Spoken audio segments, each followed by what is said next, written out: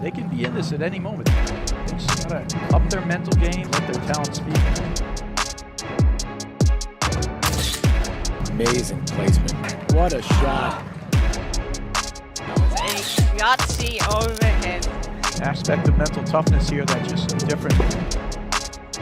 I like the body language of all four players. Oh, look at that shot! Great hands from Kiro.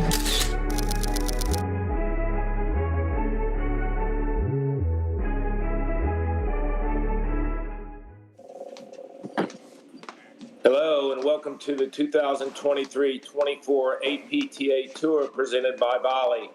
We are live from the Orchard Lake Country Club in West Bloomfield Township, Michigan, bringing you the 2024 Detroit Invitational Grand Prix, which is the 12th stop on the 23-24 APTA Tour, with live streaming brought to you by the APTA membership, the APTA national sponsors, Volley, Infusion, and local sponsors. Our local sponsors are DIAG, Detroit Platform Tennis Association, Asset Health, Jack McNaughton, Lux Homes, Gen Oil, Crest Automotive, Thursday Night OLCC Guys, Capsiva, Wednesday Night OLCC Guys, Edkin Real Estate, Bank Rifkin, and Wilson Partners. I'm Guy Moore, along with B. Brad Easterbrook, bringing you the men's final with the pairings of Regalado, Jose Salazar playing against Chris Humphreys and Philippe Osses-Konig. Brad, welcome. Well, thanks, guys. This is a great matchup, and we've seen it a bunch throughout the season. And currently, right now, Humphreys and Osses-Konig, they're 0 for Salazar. Salazar has beaten them with Nunez. He's beaten them with Regalado. I think they've played 3 times this season. And they've had some great matches, 3-setters, but each time they haven't quite had an answer for, like, just Regalado Salazar hitting that push overhead and covering the net, you know. But let's take a quick look with the players on the court really fast. And we have here on the top of your screen to the top left is Alvi Regalado, his partner, Jose Salazar, with the pink cap on, pink pom-pom on the bottom of your screen. In the underhand serve, Felipe Osses-Konig, they're running up to the net. Sneakers and his partner, the lefty here, Chris Humphreys. And let's take a quick look at how these players got there. You know, it was a really good matchup. Humphreys-Konig had a really tough one. Could have come out on the losing end against Ong and Steinman, but since then been really sharp. You know, 6-0, 6-1 against Benheim and Rams, and then 6-3, 6-love against Burris and Nunez. So they're coming in here fresh and sharp, but they still haven't had an answer. And Regalado and Salazar, I mean, we called that last match semifinal. They're just playing with incredible poise. They know what they want to do. They're dumping the ball in there. They're daring you to drive it past them, and they close off the net beautifully. So should be an interesting one. Yeah, I think it's – I mean, I was going to say this in our last live stream, Brad, but I do think, too, as the competition gets stronger and stronger, especially in these Grand Prix, having the semis and finals on the Sunday is valuable. You mean it's just a way to sort of work out the kinks in your first match kind of thing, or what do you mean, Guy? No, I just think you know, in this 32 draw where all the matches are could be potentially be, you know, long. It's nice to have not to play 4 matches in one day instead of 3. You know. Yeah, agreed. I think the players agree as well. And it looks like we're getting ready for play here, kicking off right about noon here. And that's great. And that's Frank Willard up in the chair. And he's been doing a great job all weekend. Perfect paddle weather, cloudy, mid-30s. All right, and here we go. And that is Jose Salazar serving. Lefty Chris Humphreys here in the backcourt hitting the ball. I think, Guy, I've talked enough here where I got a little high voice going, so you hear like a high voice inflection. It may not just be a question, it could just be my cracking voice. So, well, you've had a good weekend. Good weekend, my friend. So both Osses-Konig and Humphreys on the close side of our screen, you just saw it. I was going to say have, you know, very, very big backhands. And Chris Humphreys, I tell you what, that cut overhead the last few times I've watched him play has just become so much of a weapon. There's Humphreys' backhand, so you've already seen one from Osses-Konig and Humphreys early here. And that's the pattern Humphreys and Osses-Konig will try to work. They'll try to get the balls to their outside wings. And Brad, you know, you and I were just talking before we went live here how much of the last match we called with Broderick Kaler and Salazar, Regalado, and even the women's final just was back to the basics paddle, just not a ton of transition, having great game plans, sticking to it, and executing. Now, there's a great cutoff volley there from Osses-Konig. I think that is going to be a crucial part for those guys. I think there's two reasons they've had a little bit of struggles with these guys. One is the answer to that, just that push overhead right there. They're going to dump it in to the Humphreys forehand whenever they can. He doesn't necessarily generate a ton with his forehand. He'll try to run around on the backhand. But the drive versus the Regalado and Salazar ability to sort of close off the net, you know, Regalado and Salazar have had sort of the advantage on that end of it. And then the second part that they've had a little bit of struggle with these guys is that offensive volley that you see Osses-Konig do in the last point there is important for them. They don't always close off the net and volley offensively, so they get caught in these zones where these guys finally attack them, and then one or two steps, and you know, Regalado's right on top of you. They're so long, so you got to make sure you close off the net. And if they can do that, they can hang in there in this match, and they got a break point here, so good start.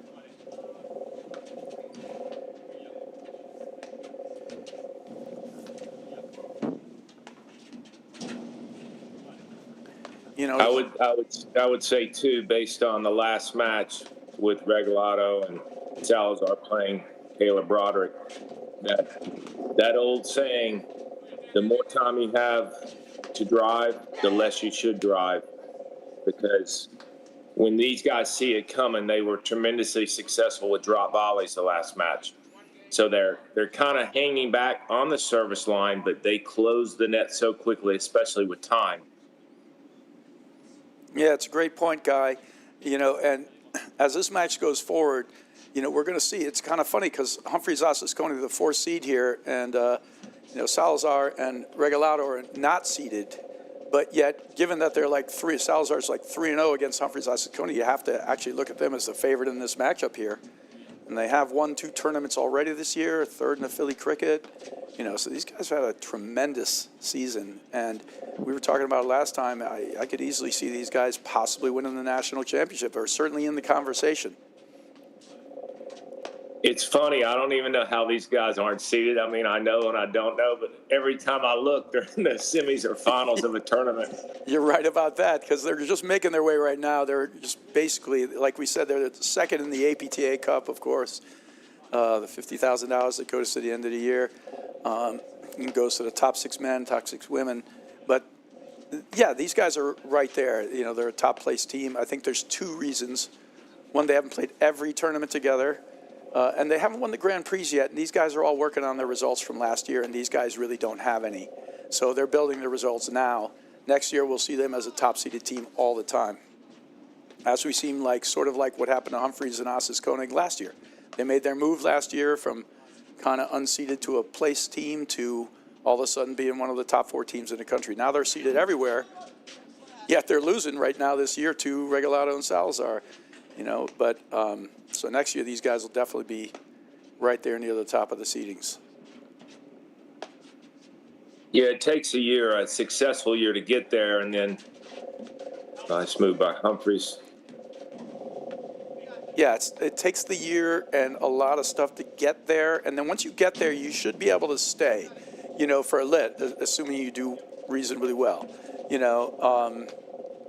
But it definitely takes that year first. You got to break through, and they've done that and more. You know, this season, you know, they've put themselves within 1 year. You know, I've been calling these matches for a while now, Guy. I don't think, off the top of my head, I can't remember a single time where I've had a single player who just kind of burst onto the scene, and I'm going, I think these guys can win nationals. You know, and within the same calendar year, it's just hasn't happened. You know, they've learned the game the right way, and going back to what we said in the beginning, even with all the transition, you know, I think the player on this court who is most comfortable in transition, meaning moving up and back and those well-prepared, quick hands, is Osses-Konig. I mean, that's his game. He's just so sneaky fast. But these Regalado and Salazar play the game the right way. I mean, they just do. That was a great close there from Osses-Konig and Humphreys. The other thing that Regalado and Salazar do is they just keep playing. Kind of the same way. They make you work, then they make you work some more. Then you might get a couple of games, but they're back at it doing the same thing. And it's kind of like a Novocaine. You know, it just keeps working on you, working on you, working on you. They just keep coming.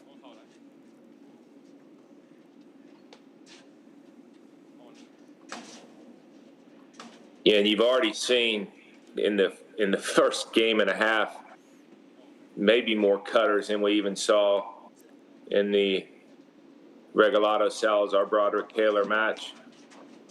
There weren't any, which is old school in and of itself. Yep. Well, you know, there's plenty of spin-on overheads in that one, certainly from Broderick, and plenty of rollers, but not those short cutters or the drop ones. Right, they're the longer kind. There you see one there from Humphreys. He's going to keep cutting it in there, and he's spinning Salazar a little, and he works it to the side. And I really like that move by Osses-Konig. I mean, he was touching the side screen there, getting out of Chris Humphreys' way, because even there, just so Chris can swing that big. Yeah, absolutely. You see that on the men's side all the time because the spin is, you know, a little more prevalent. But the women who are hitting the spin too are looking to do it too. You got to get out of your way because the swing to hit the cutter is longer. And that was a really, really good job from Humphreys working over Salazar there in the corner. I do believe too that I mean, we always talk about net schemes, but the scheme with Humphreys hitting the overhead and Osses-Konig hanging on the net, and again, great ball right down the middle, especially with the lefty-righty. Again, as a lefty-righty, they can play in that complete stagger there where Osses-Konig is on the net and Humphreys hanging back by the service line. Very distinct job descriptions.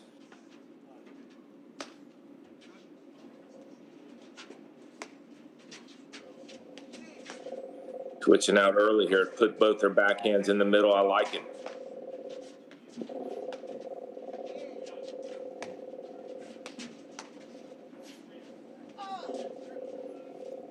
That's a great volley.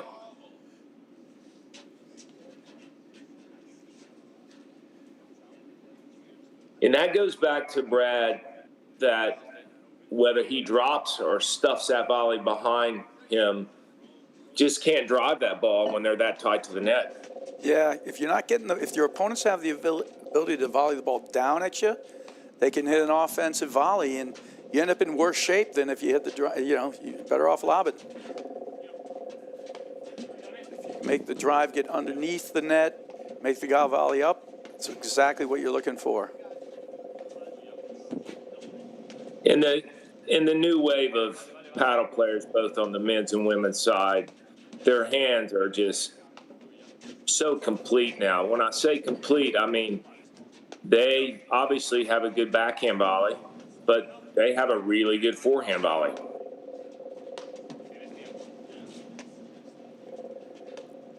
So Yeah. they fall right. Yeah, Sorry. No, you're right, and I was just going to comment, but there's still the old guard too. Like how many times have you seen Drew Broderick hit a forehand volley? You know, basically never, right? So there's room for both of it, but you're right. These players, and we were talking about it in the match before, you know, Regalado stands at the net with his hand at his side by his hip, you know, and I'm shocked that people can't find a target on him, but yet he's quick with his hands. He's ready. It's almost like he knows when it's coming. He leaves it there, and he knows when it's coming. He just sort of raises it up and in front, but it's very unique. You know, the classic style, say like a Drew Broderick volley. There's room for all of it. And players at this level, like you said, they found their way what works for them. Yeah, and funny how we noticed that about Alvy Regalado at the net. I'm watching him on the baseline. He kind of does the same thing, just hanging out, but he's ready. Look at him hanging.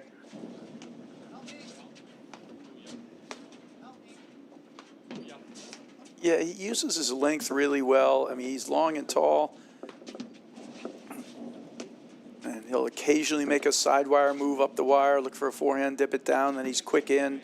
He'll also give you the lob down the line with a little fake blitz, trying to dare you to hit a waterfall type overhead.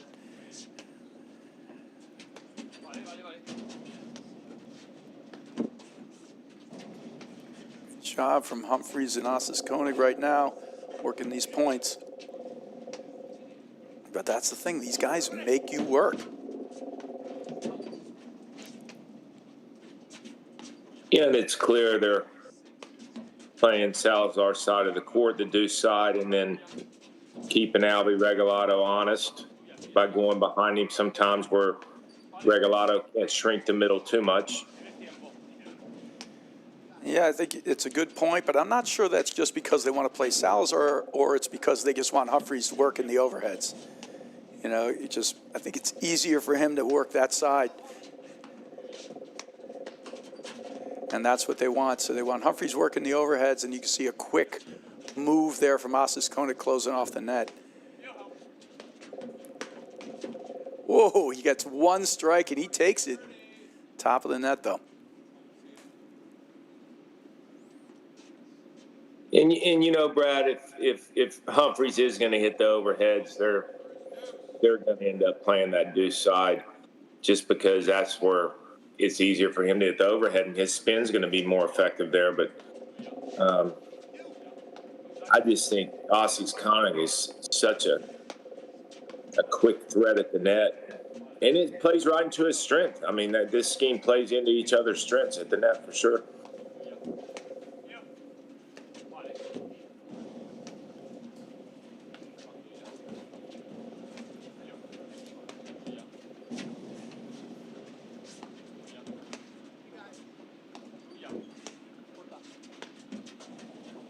And that's the shot I do like if they're going to go over to Regalado, and we were talking about it in the last match. You got to go into the hard side back. Yep, I agree.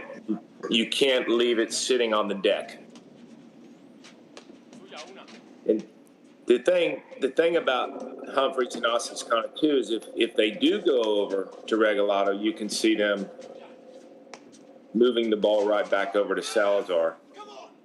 There's that quickness from Osses-Konig. He just jumps in there.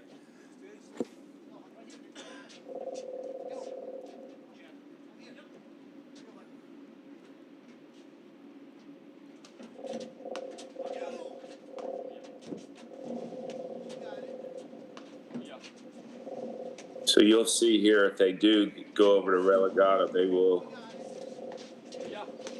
move the ball back over to Salazar.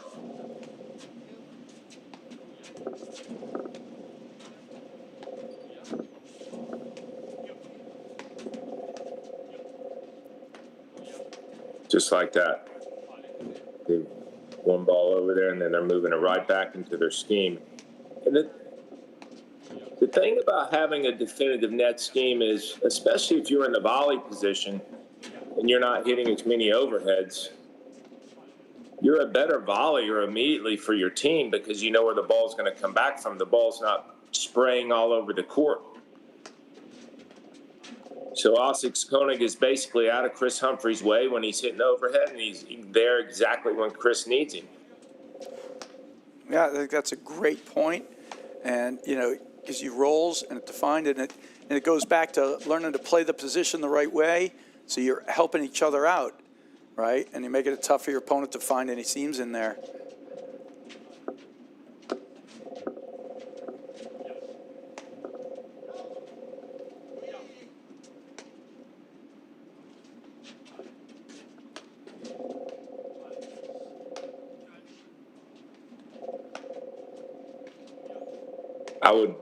I wouldn't mind seeing on a big point like this, a switch in the backcourt from Humphreys and Osses-Konig.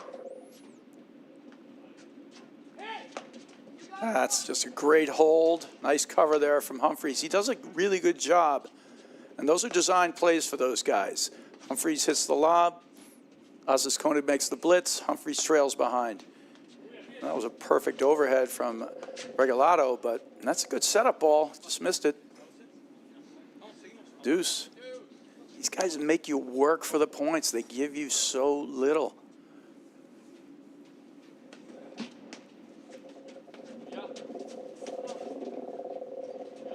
All right, gave him that one.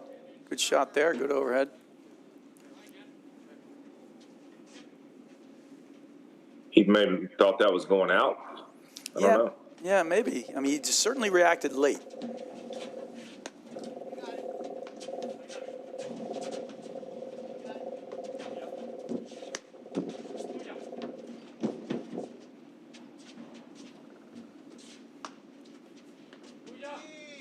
I like that move by Osses-Konig, acting like he's going to stay there and then moving out of the way at the last moment.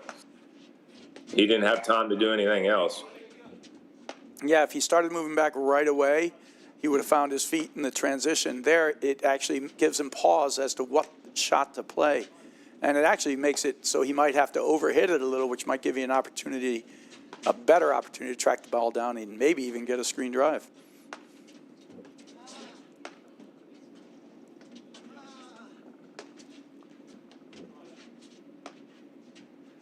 You know, the roles have always sort of been a little bit defined for Osses-Konig and Humphreys. You know, Humphreys lob setups, and the team sort of, it tends to go as Osses-Konig goes. If he can get those blitz opportunities and get his drives working where he's hitting, he's a good-sized drive, but the biggest threat he has is the drive with his quickness behind it as a quick blitz as well. And when He's in your face. He's in your face very quickly. Now this I like. I like this. I don't want them to switch back. I want them to stay put. All right. Still like that. Oh yeah. Even though it wasn't intentional because of Osses-Konig blitz, I just think it's a nice, different look at a big time.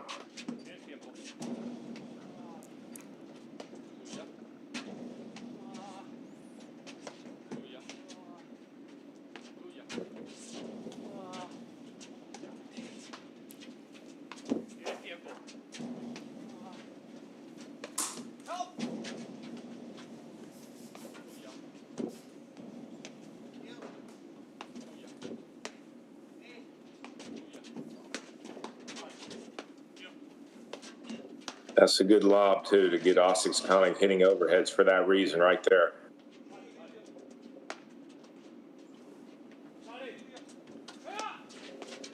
Nice blitz from Humphreys. Wise choice on the half volley lob there.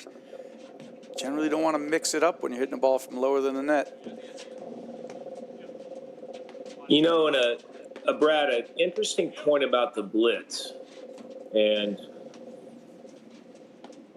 I was watching the ladies' finals, and you and Lauren were talking about it a little bit as well. You know, when you do blitz, your first responsibility still has to be the side of the court you're blitzing on because your partner's not there.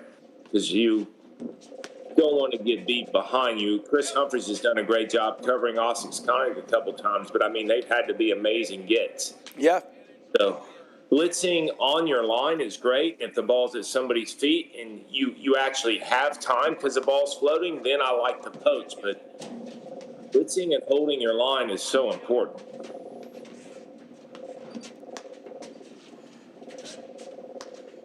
You know, they're losing the net when they're switching the play here and not getting back into position, and they're not getting that ball to the side screen. Gotta be careful with that down the road. They don't mind transitioning back, and they're very quick. Humphreys, Osses-Konig transition back about as well as any team, but they're giving them looks. That's what I don't love.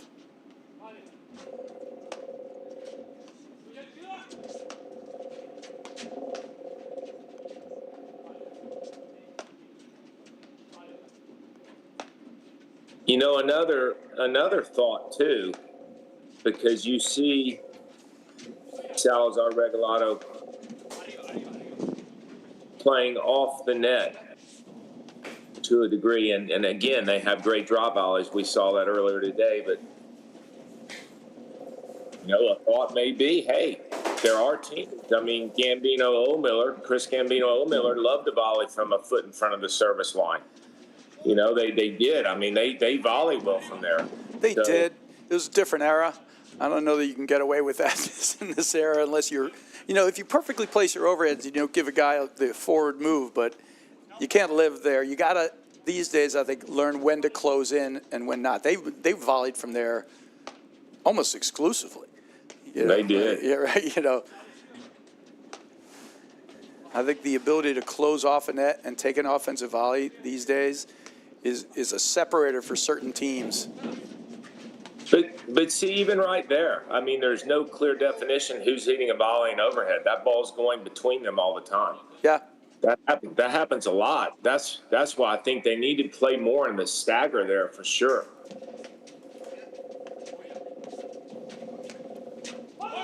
Oh. Big shot. Yeah, it's like he didn't see it. Or I don't know, he was getting out of the way, but they finally earned their first break point here.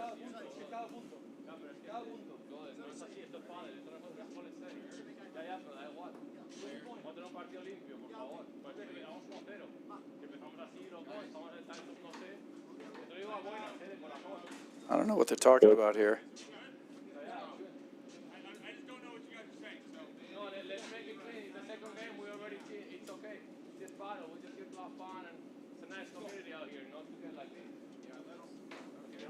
I'm not sure what's going on there. They think Humphreys is upset that he got hit? I have no idea. How's your Spanish, Cal? Sean, what do you got for me? No bueno? Okay, I got that much.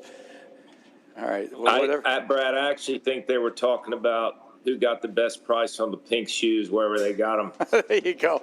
That clearly could be a hot debate for the hot pink shoes. I think it had something to do. I think that, Humphreys say something when he got hit there. It's like, what, no apology or whatever? I don't know. I have no idea. But I didn't see anything that happened to precipitate that. And that was like a, soliloquy. I mean, these guys have played each other 3 times now. That's a quick move. And see, that's a good close from Humphreys. Notice two things about Osses-Konig there. One, how quick he was covering the middle because he knew his job to volley. 2, he got pushed back for a deep lob, and he did not try to come back in. Had the ball been driven to him, he would have played it off the screen or blocked it off the deck.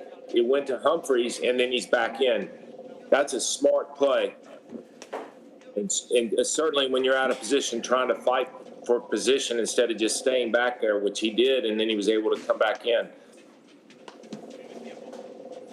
Yeah, it's a great play, and even more so, it's a great recognition of his roles and what he's trying to do there. And that's a key thing that, the top players all have to develop. Yeah, notice anytime Osses-Konig thinks it's going to be a drive, he'll step up and get low. That just tells you he's not looking to hit overheads. They immediately move it back over to Salazar.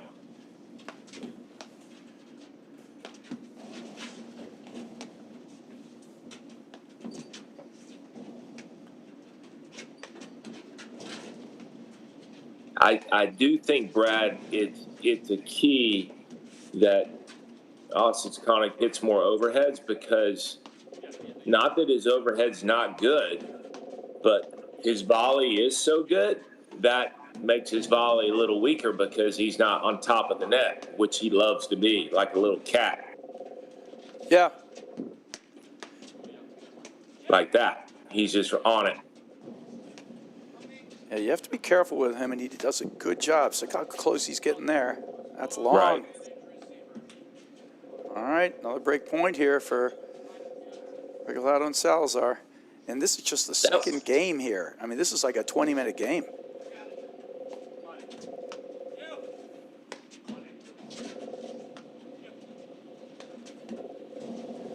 All right, so we got a 12-minute timer when the deuce started. So this is at least a 15-minute game.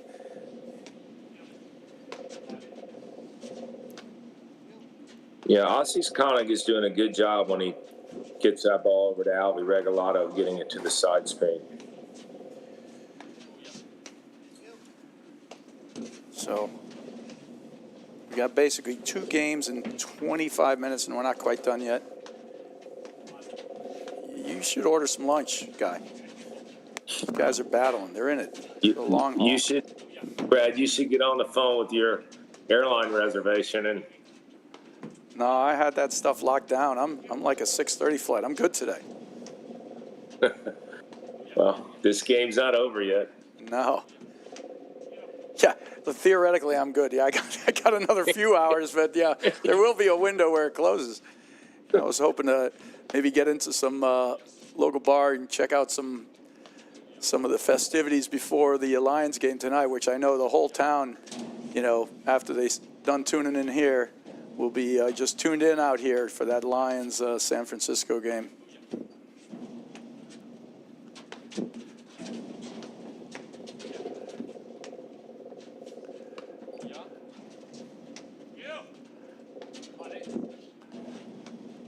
And a long game tells you, especially early on in the match, how disciplined both these teams are. I mean, you don't have long games like this when you're making bad shot choices from either side. You just simply don't.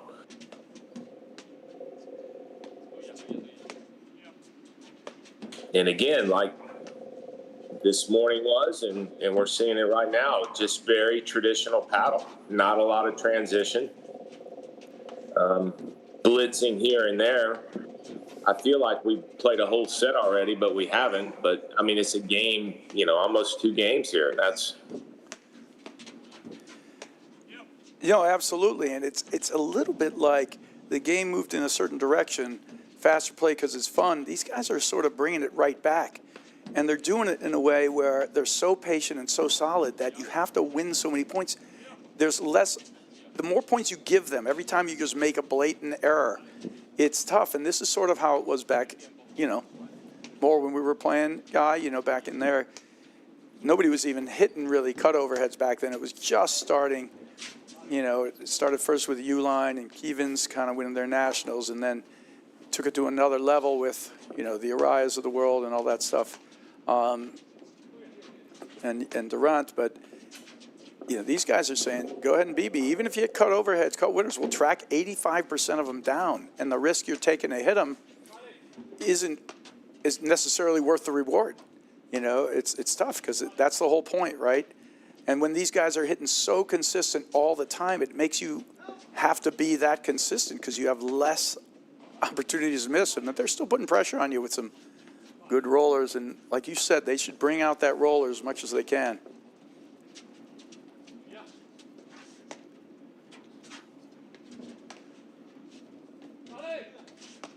Yeah, it's interesting, too, how well, that's why I like them in that side. I mean, the middle is just big backhands from both Humphreys and Osses-Konig, but none of these players are fooled by any type of spin at all. They are never really misfooted. If the ball skids, whatever, but I'm just talking about in general. You don't see them going the wrong way, regardless if they're the ones spinning the ball or not. They know how to play it. Wow. How long was that game, Brad? The timer was on at 17 minutes. And that was from deuce, so I would say that was a good 22-minute game, probably 20-plus minute game. At this rate, that would be 3 games an hour. So we got to run ahead of us here. This will take you all the way to the Lions game at this rate. We'll see if the rate increases or not. Like I said, you better start dialing 1-800. Something's still going on here. He's talking back. Oh, is he saying they're stomping it? He's trying to get him in control. Somebody stomped her foot. I heard it. It's a distraction. I'm just going to say it once. And I know you guys are hitting. I know you guys. No, get it. Help me. only happened once. It's not gonna happen. Okay, you guys got it? Okay, very good. All right, guys. So I don't know if you're able to catch all that. We turned up the volume there. Great job, Cal, our producer. Yeah, I guess it's a question of kind of hindrance and distraction. They were saying somebody stomped their foot as somebody was making contact with the ball, and maybe that's what it was. And somebody got called out on it, and that's what the disagreement was. You know, that would be a form of essentially gamesmanship. You would call it that if that did happen. We didn't hear it from our angle, but clearly it was something the players were talking about. So good job by Frank Willard bringing all the players in there and sort of saying, hey, that's enough. I think that's the, was that the paddle equivalent of like a double technical there? Hey, it was foot stomping once. You've all been warned. Be no more foot stomping. So, you know.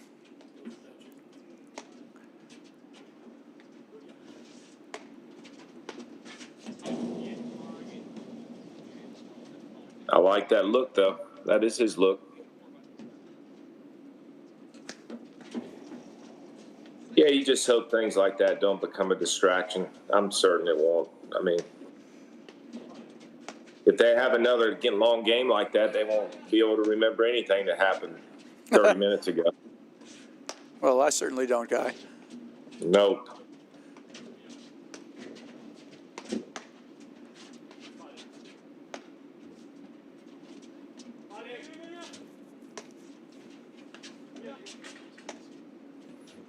So watch, Brad, and that's the ball that just can't be driven. Yep. I almost feel, I mean, this angle from watching this for everyone viewing the match, pay attention to how Regalado and Salazar are basically side by side all the time. It's just a different approach. They are not playing in the stagger that much. They play next to each other. Like, there it is right there. I mean, they're both looking for the same shots a lot. I mean, they're very good at it, but they're both on top of the net. Why aren't we lobbing that ball? Right. Oh, that's just a good play, and he's going to hit it hard, and he's going to stay back on that. Not a bad look there from those guys. Yeah, I would say in the matches we've called, and we've done a few of these now, and seen these guys play a lot now, they do an excellent job, Salazar and Regalado. They kind of work you in with these soft overheads, and then you get tired of hitting lobs. And then eventually you hit a three-quarter ball, and they punish you with a drop volley or an attacking volley before. And it's really one of the areas where they gain a lot of points. Yeah, it's just really interesting watching them play. Again, they are, in this side is the easiest one for everyone watching to look at it. They are side by side a lot. It's just a different type of strategy. I mean, well, they're longer, you know, and they get back for the overhead, but you would think, and then they kind of are ready to pounce, and I think that's kind of it. You know, sometimes, yes, you play in the stagger, but whenever somebody you know is going to drive, then you do tend to get side by side, right? You know, frequently and closer to the net in general, and they kind of play in that sort of position more often, and nobody's been able to expose them. Well, they exposed them a little bit, Broderick and Kaler, with that kind of mid-cross-court lob. You know, I agree. And that's the shot that people have to keep working there because they're so good at closing off the ball. And they punish you if you hit an average ball right into them. And then, you know, Osses-Konig and Humphreys had a great start, 1-0, and then that 20-minute game that, you know, Regalado and Salazar were able to win.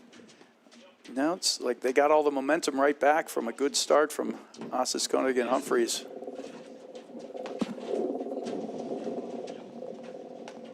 yeah, a game like that, a 22-minute game, can be defining for sure.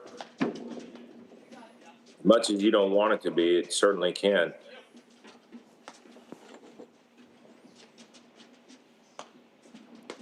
Yeah, I would, and that's a good example of kind of the opposite of what we see from Regalado and Salazar. I mean, do you see the stagger there? I mean, it's a.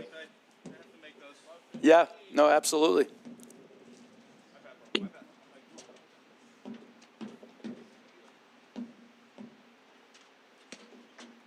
And I would say if, again, they're very good at doing it, and you can do what you want as long as you're very good at doing what you're doing and it's successful. But you 100% had to confuse the job description. If both players are side by side, I think they're both looking for the same shot. So you got to make sure, and that's the lob you're talking about that Broderick and Kayla were hitting. You got to confuse the job descriptions for sure.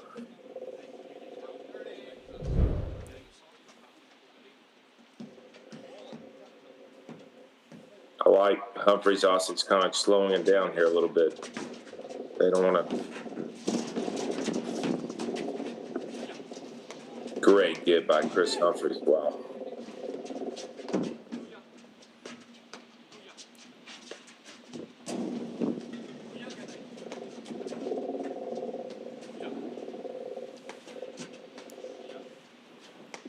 That's such a good spot to drive the ball with a lefty-righty. It's just through the middle. It's always going to be a little confusing, especially when they've switched out and it's 2 forehand volleys. See, that's a great close off again.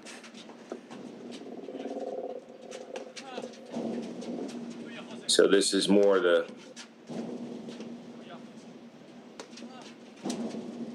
I don't even want to call it new wave paddle. I mean, it's not new anymore.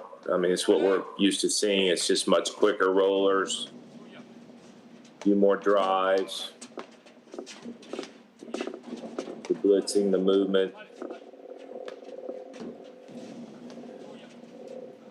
Well, Osses-Konig is definitely an energy player, and he's extraordinarily fit. The more he moves, the better he feels. If you can freeze him down a little bit, you know, he's like a jackrabbit out there. But so he loves the energy and he loves the exchange. So here we are again, Regalado and Salazar. They're side by side. So Nice blitz from Humphreys. Good recognition there. And then he stays in. And I'm not sure that Regalado had the offensive volley there, but he pressed it and pushed it long.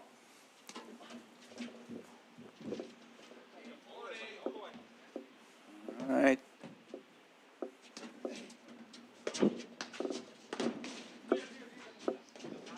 that's great hands by Osses-Konig. I like that a lot from Humphreys. Just give it up. No miscommunication the ball before. No need to fight it. But the combination of balls there, the drive to the blitz to the lob quickly between them, they do a great job of pinpointing certain shots. They look like just regular block lobs, but they're putting them in great places. Really good racket control from these guys, paddle control.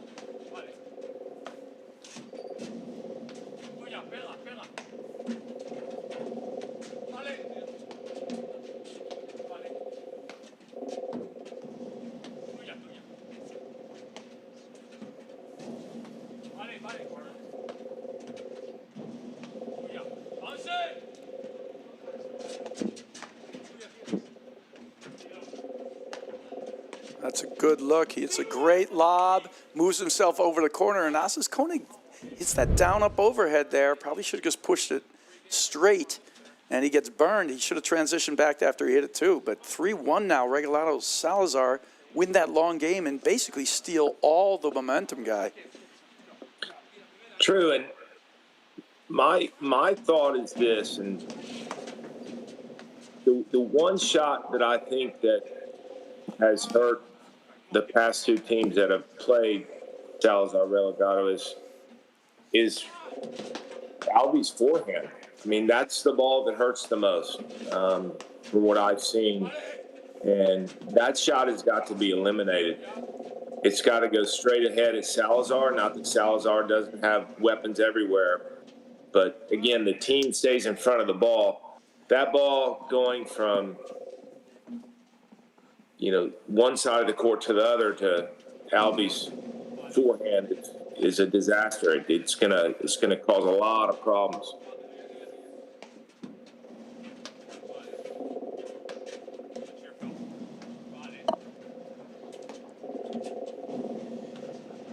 Yeah, this is the problem. They right now they're having no chance when they're in the backcourt here. They're really not generating any offense over these push overheads.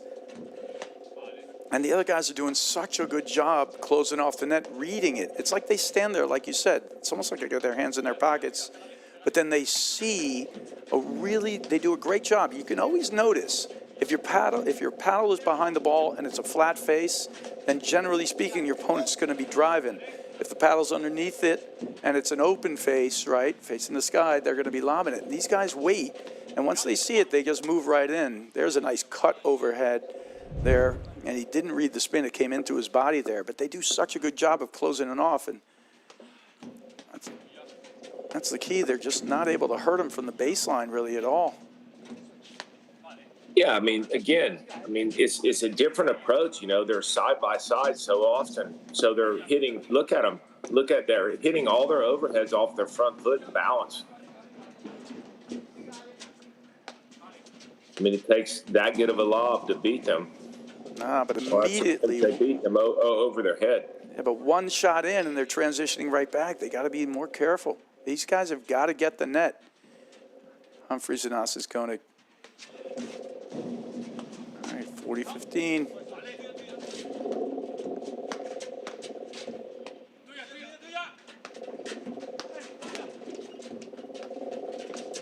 Dink and blitz, that one works. He closed it off pretty nicely, but Osses-Konig did so well that he got it underneath the net. Made it tough. Now, what do you think about an occasional blitz, behind some of these good returns? I think you have to expose their positioning. I do. I don't want to say you can't let them get away with standing on the service line, but certainly if you hit an off-pace ball with a lot of spin and you're making them volley up, it's a great tactic. The thing about them both playing back like that, Brad, is, again, the game, let's go back to what we've talked about most of the day. Traditional paddle, which is really cool to see. But, the lobs cause those long points. Brad, let me tell you about Volley. Volley is a proud sponsor of the APTA as the first IA-enabled training experience. Volley modernizes racket sports by delivering the on-demand dynamic system for live play training and better workouts. Volley creates a community to connect pros and players while giving users personalized performance insights to track progress and customize their practice. Ask your pro about a Volley lesson today. For more information, visit getvolley.com. Yeah, so Regalado and Salazar, 4 games in a row. And again, sticking a great drive in there and not quite on top of the net. Got to be able to volley down, close them off. And they're exposing them a little. They've had a hard time, finding a way to build any points, and they're doing no damage to them from the baseline. And then what makes, the other guys so dangerous, Salazar and Regalado, is their length. They are quick to be able to just sort of hop out and take a fast drive. And then when they don't have it, they just kind of plop, lob, lob. But then the moment you give something or they see a little space, they close on it fast. See? I would just say this, and again, we have traditional ways of teaching the game and thinking about the game, and then you have, I don't want to call it untraditional, but you have 2 players basically standing, I keep saying the same thing, side by side, but their hands are so good. They're not being exposed for it yet. So, why not? It makes your overhead better. Your lob coverage is phenomenal, and if you're not getting hurt with volley errors, then maybe not the end of the world in terms of a tactic. You just got to have that good of hands to pull it off. Yeah. I mean, they're doing it.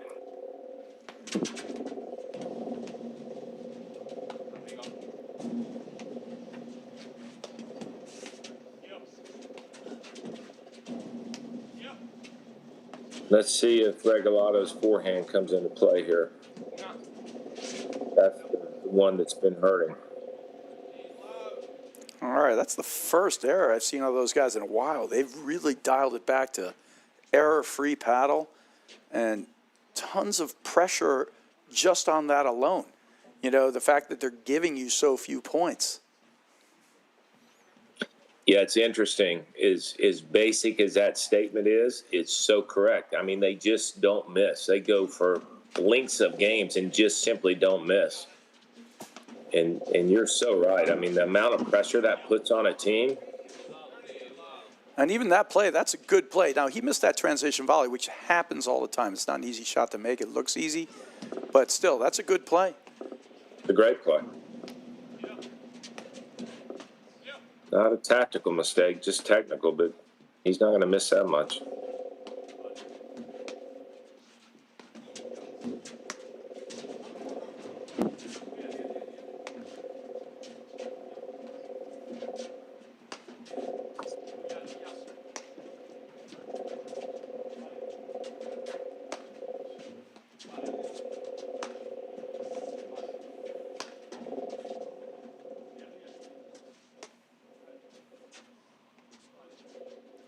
Yes, here they both trend forward, and they both trend a little backwards. Forward, both of them. Backwards, both of them. God, yeah, and that's a good move there by, Osses-Konig. But still, they come out on the losing end. They're just so good at transitioning back in. That's what I mean. I mean, listen, you wouldn't want to teach that confusion, but they are so quick at doing it. And you could see them fighting over the same ball, but I tell you what it comes down to, Brad, and what such is life, right? But just communication. These guys communicate well. I mean, they simply do.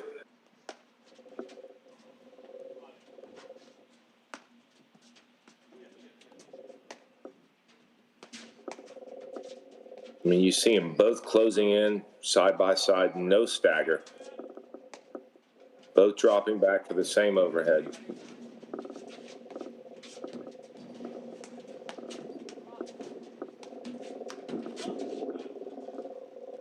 Missed that one. Not easy to get it over Regalado's head.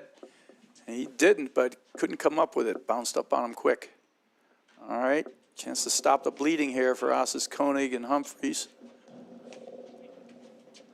4 games in a row.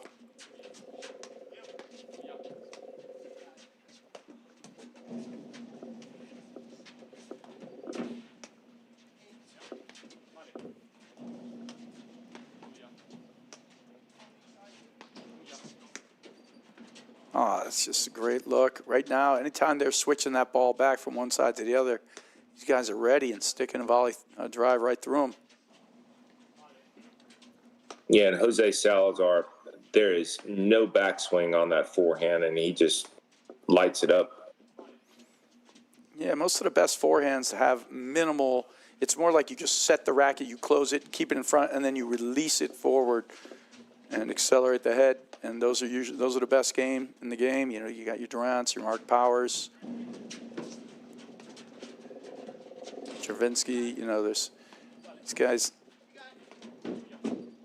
Thinking blitz, great touch.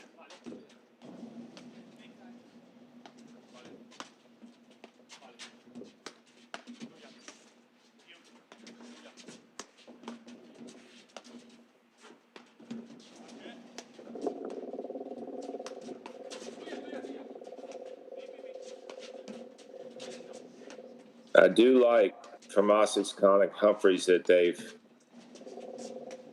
eliminated that softer hit ball into Alvy's forehand. We haven't seen much of that at all here. So That is a great volley from Humphreys. That is not an easy volley over the high part of the net behind him. Yeah, terrific shot and great track down by Salazar, too. And the guys are slippery quick. That's what you were talking about. They basically kind of stand around until they're moving, but they're like lightning speed. They got the length. They get in there right away. And, you know, we were talking earlier a few minutes ago about the blitz. So Regalado made a great blitz.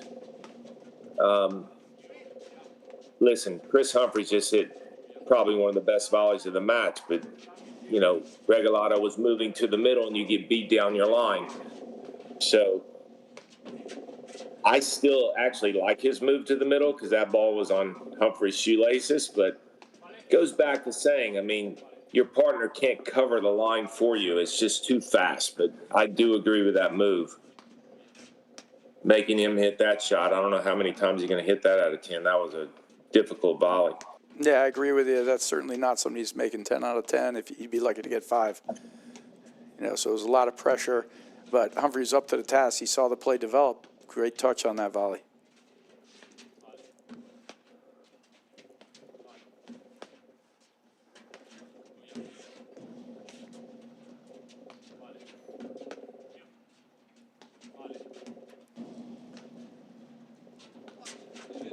So we had Humphreys and Osses-Konig playing harder and heavier attacking overheads before. They're settling into a little bit more, just pushing it down the middle, close it off. If you're going to play this way, they're going to have to really good closing off of that net.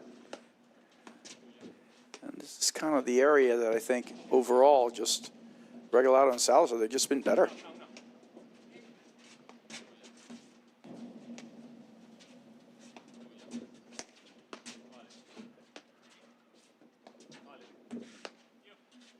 Yeah, these guys, Regalado, Sal, they're just willing to play the long points.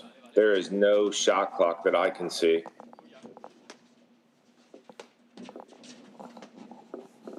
And at the same time, they're able to play fast when they want to. They could speed it up, slow it down, within the same point, by the way. And that's great Right play. there. Right ball. Slow, yep, slow, bang, bang. And it's just about waiting for the right opportunity. That time he hits like kind of a three-quarter drive, and Humphreys hits a weak volley because he's a little off the net. And he's got the second one in front of him. He sticks that too. So, but that's a perfect point. That's exactly what you're looking to do. I tell you what, Brad, and as I'm watching these guys in the previous match and now, if Regalado and Salazar play within themselves, this is kind of the result you get. They kind of lull you into playing their style, which is a combination of many styles, right? You know, they've got obviously a good plan at the net, eliminating some offense.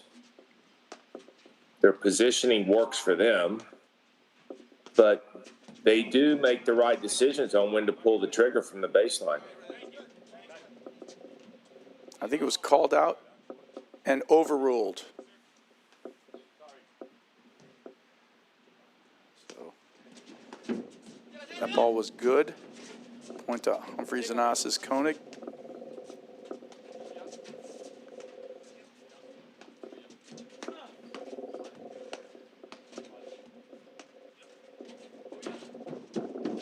Wow. What a get. Heck of a get. I mean, look at this guy. He's on the other side of the court. He's back in the corner.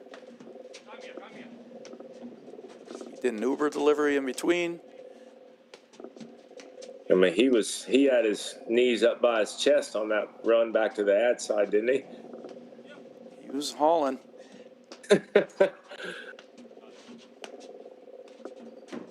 And they're starting to force. They're feeling the pressure of just trying to win a point against these guys. How do we win?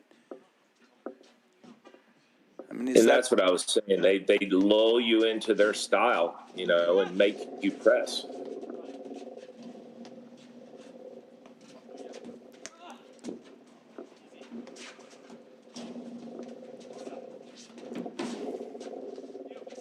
And Brad, let me go back to I know, again, I'm talking about it over and over again with their positioning, but, you know, in a long point, that means there were a lot of lobs.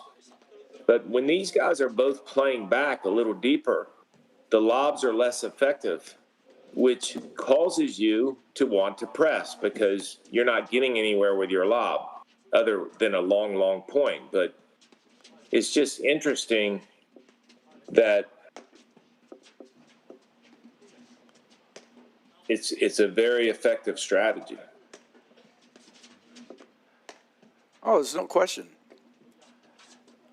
You know, you can break it down to, like, you can say, yeah, they're playing side by side, they're moving up together, back together, but it's ultimately, the thing is, when the other guys are striking the ball, are these getting back into position? They are. They get up to the net when they see a volley coming, they get up there, and they're making an aggressive volley a lot of times, actually.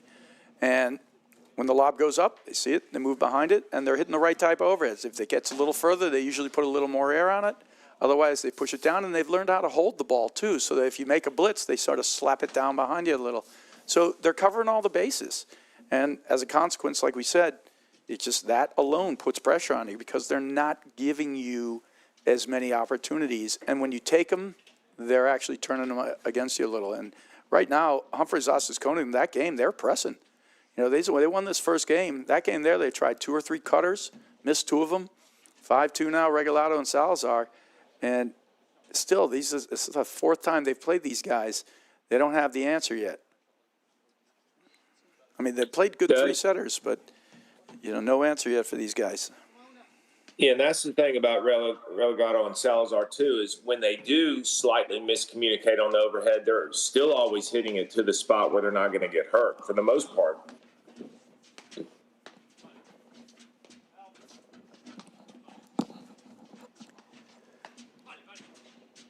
So do you think if you're Humphreys and Osses-Konig, the change is to speed it up? Because the longer the point goes, it seems to favor Relegado Salazar, right? Yeah, and they've got to start doing at least some different looks, too. Like, they're just kind of now walking and going side to side there. Throwing an Australian, throwing a different look. Let's try to create some, you know, something where they're having to, like you said before, everybody ends up playing sort of the way they want them to, you know. And these guys just go about their business. And I would say that the adjustment that I would make or try to make is try to create more ball movement from side to side and driving down the line more to make that ball go cross court and then lobbing down the line. I mean, get them out of position because their positioning is key here. I mean, they're covering lobs well and they're covering volleys well. Jeez, I mean, that was a great move and still comes out on top there. Good hands. Didn't push that volley through him. He hit it down in front of him, so Regalado was able to stuff it. See, and these are the things, actually, you watched it like 5 balls ago. You watch these guys. They know when to push this ball deep and to go down, and pretty much they just keep the ball behind that service line deep. And then when they see you drive it, none of their overheads go inside the service box unless, you know, they're trying to get it down over you. And they're big guys. A lot of tall guys use waterfalls. They don't. They just keep pushing the ball deep. And that way, the deeper the ball is, the more time you have to see the drive coming, unless they're hitting an intentional short one like that, which he did just to draw him out of position. There it is. Everything past the service line. I don't think you're going to see a single one go inside the service box unless it's intentionally short. He got him that time. Good job. But it's just been, that's like, would you remember when the last time he got him, Guy? Right. Yeah. I mean, and I actually do like that point, going back to what we were just talking about, making them move the ball side to side more where they can't lull you into their style of play. The ball's got to move more. No. Little threat of the blitz. And all right, we have double set point here for Regalado and Salazar. Yeah, I like this. Yeah, I think they should be doing more of this anyway, just to create some different moves. All right, still a good blitz play for these guys. They're able to dip it down low. Couldn't come up with a volley there, though.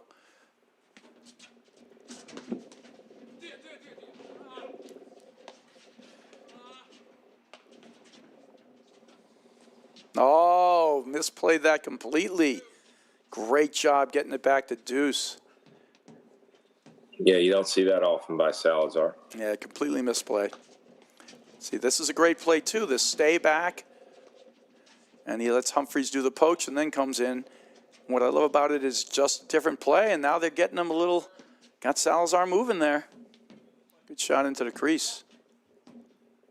And the thing about this too, Brad, you hit the nail on the head, is it's speeding the point up, which they need to do. Yeah, and it's also giving them different looks, not the same thing every time, right? So they have to start playing a little bit of a guessing game. Good drops, nice cover. That's good playing.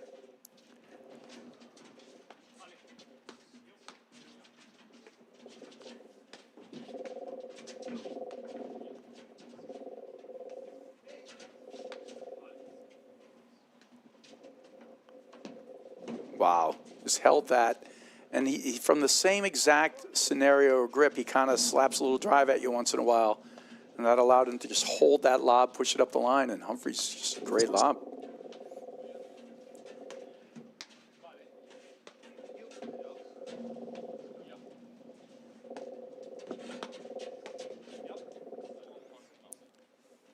There's a little, I like the speed of that drive right there. You know.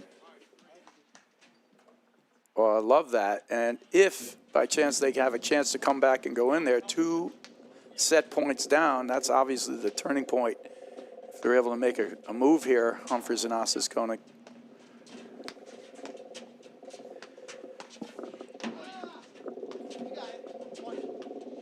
And I think that's what I was trying to say is the more time Regalado and Salazar have, the more they can see what's coming next. The less time they have, they're going to get caught a little out of position if they're both playing the same position.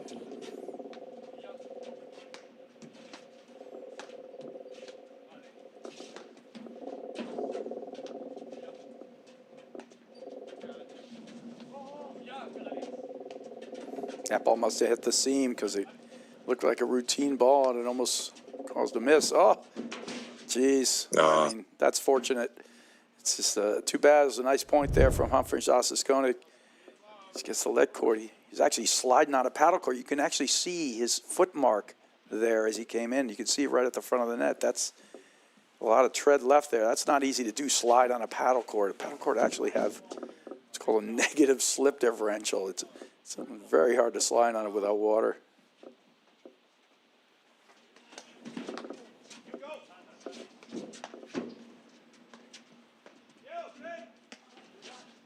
Yeah, I like the pace of what's going here for Humphreys Osses-Konig. I mean, this is just perfectly done, though.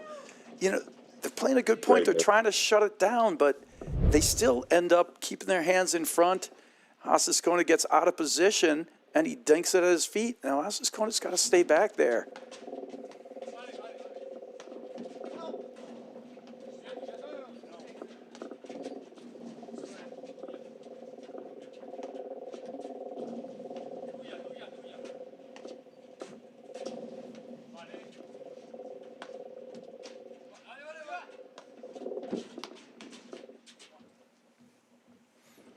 All right, 2 more set points now for Regalado and Salazar.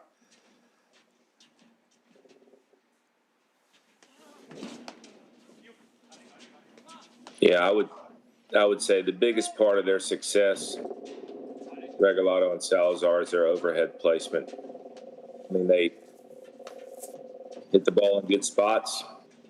They eliminate team strengths. Therefore, their positioning becomes stronger and stronger, and they're not surprised. Yeah, agreed.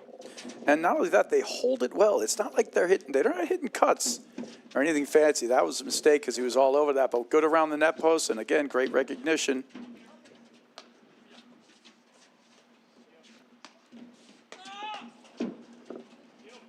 That is just tremendous. Stay back.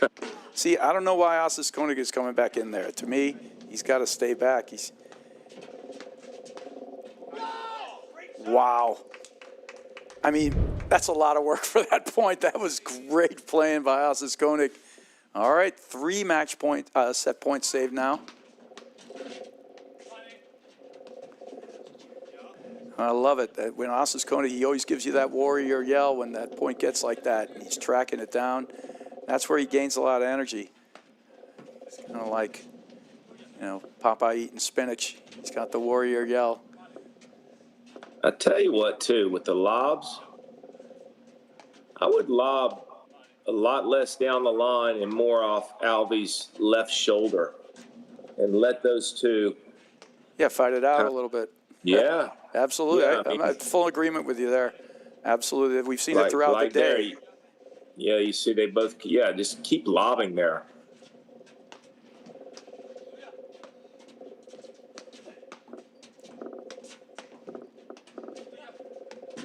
Like that one, they both kind of bit on it, and you get the ball they're hitting down on. There's the one there.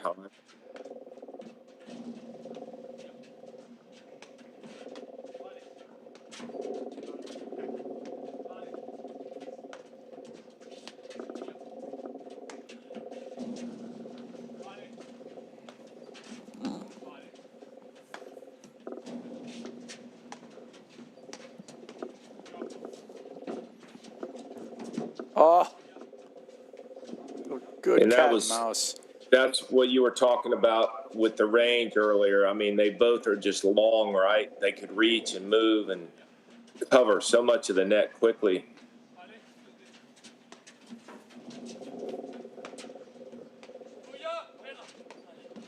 It's a good look. Humphreys, to me, that's a good opportunity ball.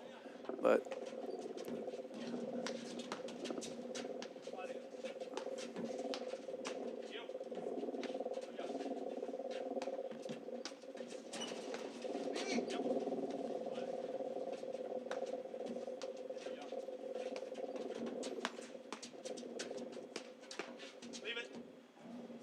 that is tremendous playing there. 4 set points saved now for Humphreys and Osses-Konig. And I like the tempo there a lot, Brad, because I feel like, especially Osses-Konig, driving a few more balls, and that's exposing that net positioning just a bit.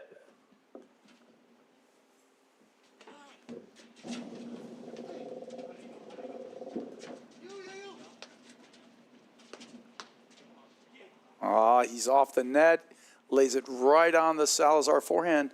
Great recognition. He rips it at him, but making volley up there, it's a tough scenario. He's got to place that overhead better.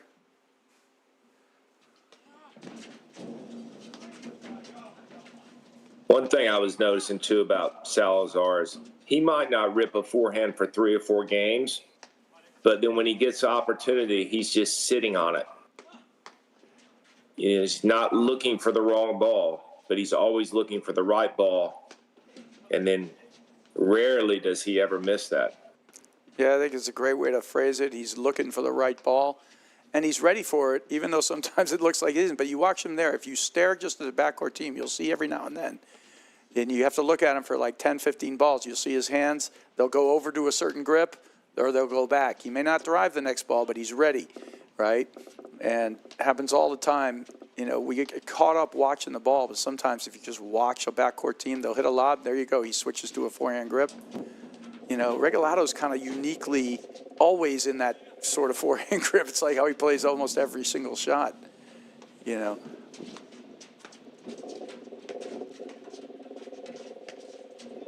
it's great playing. Oh, dig. That is just so good.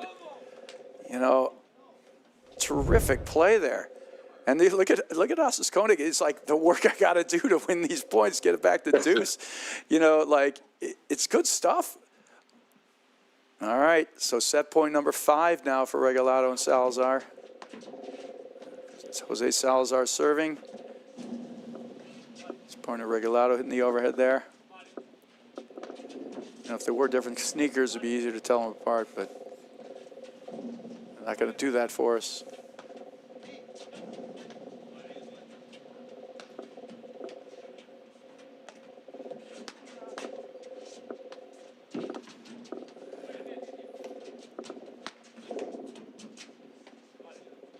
Yeah, I think you drive the ball and then pull them in and then lob to that gray area where they have to fight about it off their back foot. I think that's the play for sure. So it speeds it up and creates a confusion. Yeah, definitely. The key now is can you execute it? And there's a good-looking ball. And that is the set, though, on the Humphreys error, 6-3 for Regalado and Salazar. We will be right back in just a moment after these messages, right here on the APTA YouTube channel presented by CPTC. Well, we managed to get in. So what really interested me about the trainer was the endless opportunities with it. I've gone through a couple ball machines in my career before, and this really was a technologically advanced machine that I've never seen before. Digging into it a little more in depth, I really found the opportunities to use it in my advantage. All right, ladies, just 1 minute, we'll get started. Always trying to recreate these tennis ball machines into paddle ball machines to practice, and this was the first thing on the market that really came out. We have a robust membership here, very active in the paddle community, and I think the volley is going to kind of put us over top as a program. All right, ladies, welcome. All right, today we're going to go over our side back screens. So we've got the volley trainer out here with us today.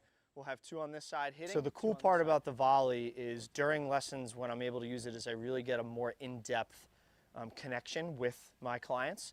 So when I have a lesson out on the court, I can set up the volley to feed a screen, and I don't have to be on the other side of the court kind of yelling to them what they need to change, what they need to do while I'm hitting. I'm really using my time with them right next to them to make those changes quicker so they can have more success in the long term. Bridget's on the net, Robin sliding over. We are going to be beat by this cross-court lob a lot. I'm Blake Anderson, Director of Rackets at Fairmont Country Club. Try the volley at your club and you won't regret it.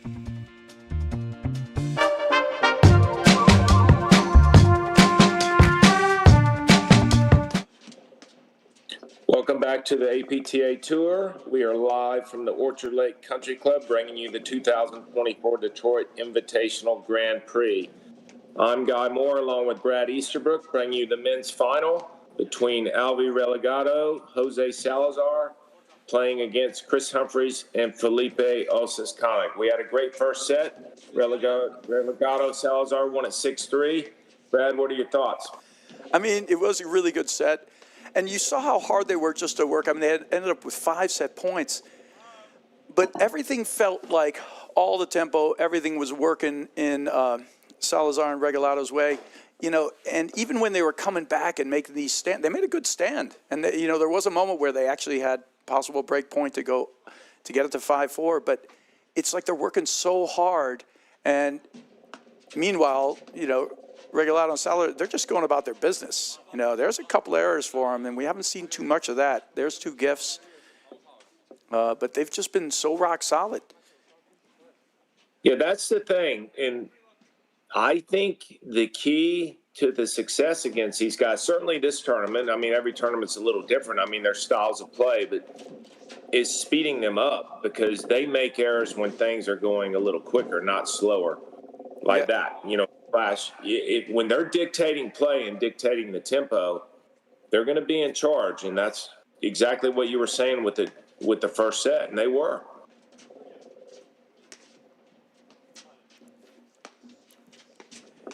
Yeah, and then the backcourt here, they just haven't had that many answers. See, we need a little more of that out of Humphreys. That's good position, and he goes right in. Look at him go.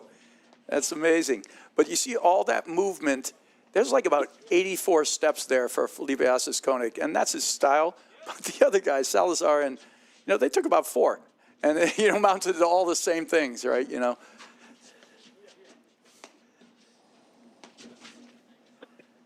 And going back to that point and what created the transition and the movement is Osses-Konig driving the ball down the line. That next volley went to Humphreys, and Humphreys drove. I like that pattern a lot. I want to see more of that. Yeah, I definitely think they need that. All right, 40-30 here. Yeah, we're going to need to see a little more offense there out of Humphreys, I think. Timely offense. And it's not that you need to have a shot off both sides, But when they can push the ball into that was a good look there. He doesn't miss that often, but he made 3 drive errors there in that game. And when you're Humphreys and Osses-Konig, that is a welcome thing because it's been so hard to just win points against these guys. If they donate a few, take them and run with it. Yeah, it's interesting, too, because if they don't make mistakes, Regalado and Salazar, it's the freebies that happen in quick increments that get them. That's why in their last match they were up 4-love, and then it was back to 4-4, and then in the third set almost the same thing. You know what I mean? Sure. So it's if they go into lockdown mode and don't miss, they are tough to beat.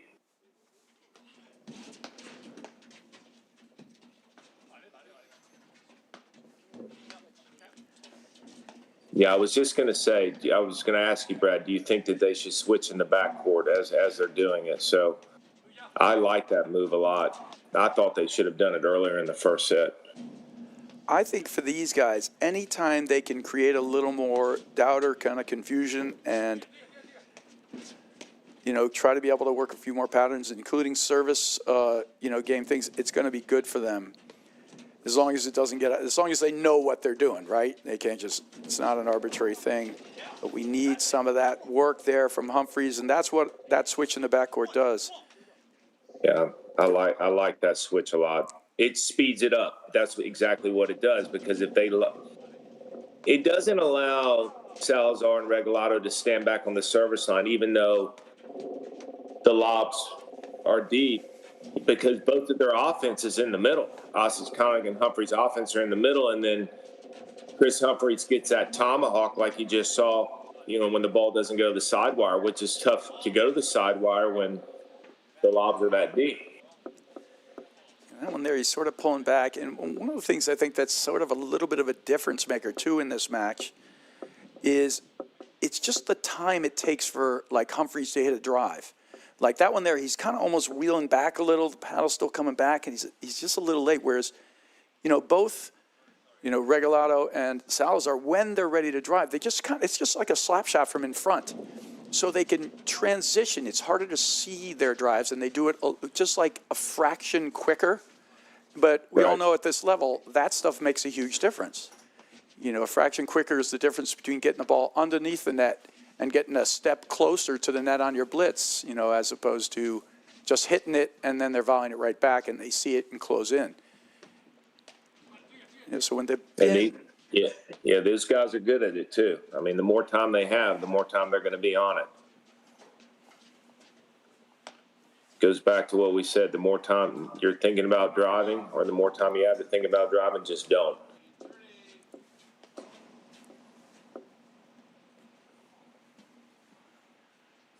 Let's see if these guys, if they get into a longer point, switch out here. There it is. Yeah, I love the change and just the recognition that time to make some different moves here. Yeah. I think, watching Salazar and Regalado play at the net, right? We want them moving up and back, right? Not standing in one spot. We want to hear more movement from their feet because that means they're working harder.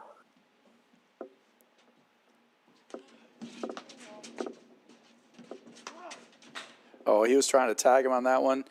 He's good to throw in a hard one like that every now and then just to let him know you're not going to hit a soft one. Gets the guy a little more off balance. All right, so there's a break. Yeah. I love that drive down the line there.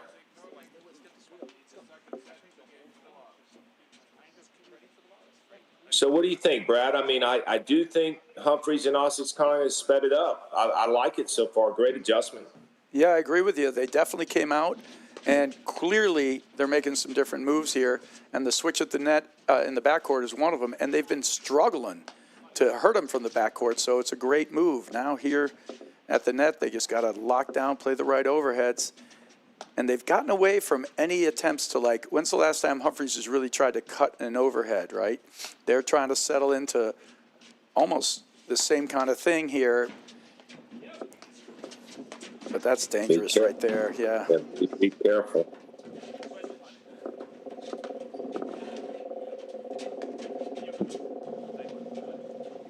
I also like the fact that they have started changing up their formations when they're serving Humphreys, Osses-Konig. And I don't quite understand why more teams just don't do that from the beginning.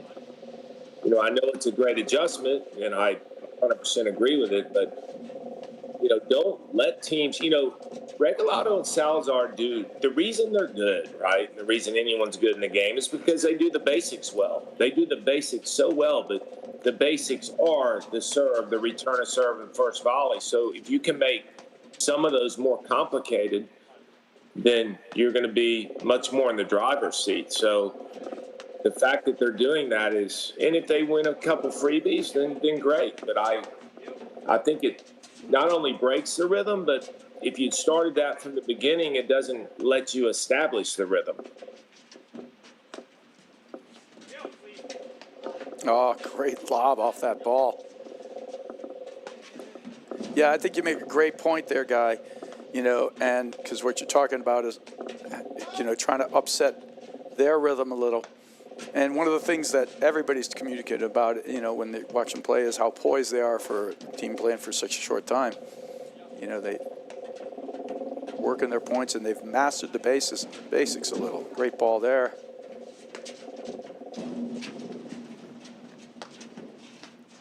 Yeah, having Humphreys and Osses-Konig back in the middle are huge.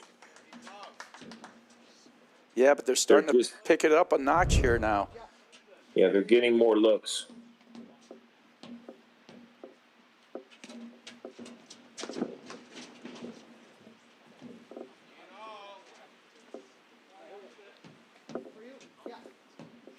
I like this. Throwing a different look.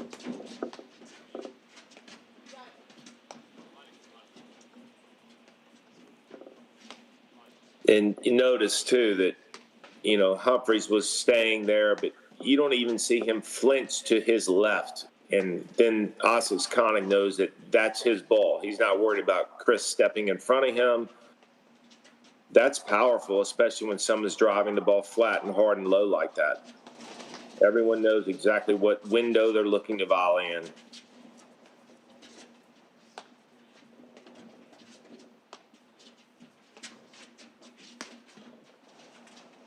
Like the hard side back. Yeah, that was a terrific over. I really made him chase there. Yep, he's all the way beyond the middle there. I like that. That's good work.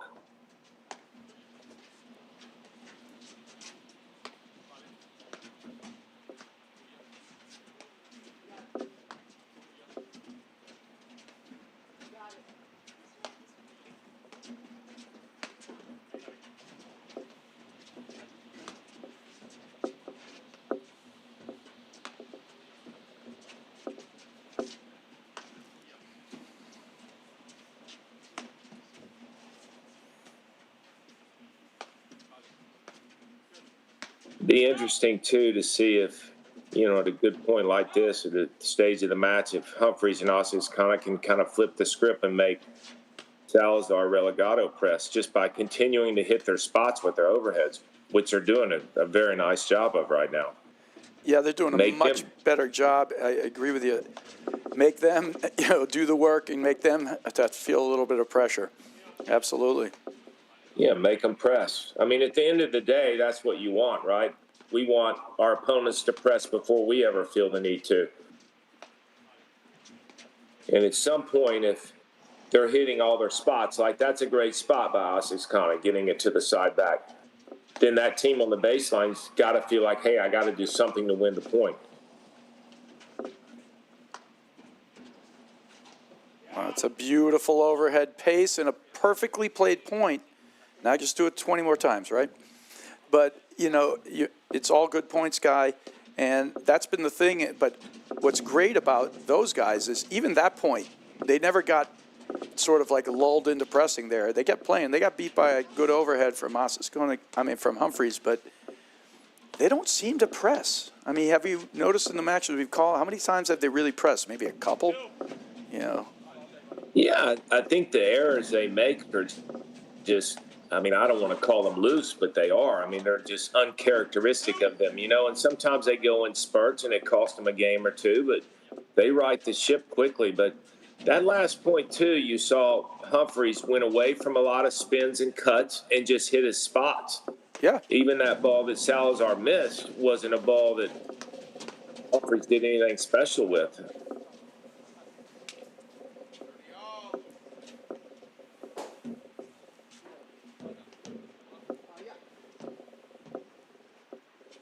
All right, so 30 all. Ooh, good deep roller that time. Didn't sit up.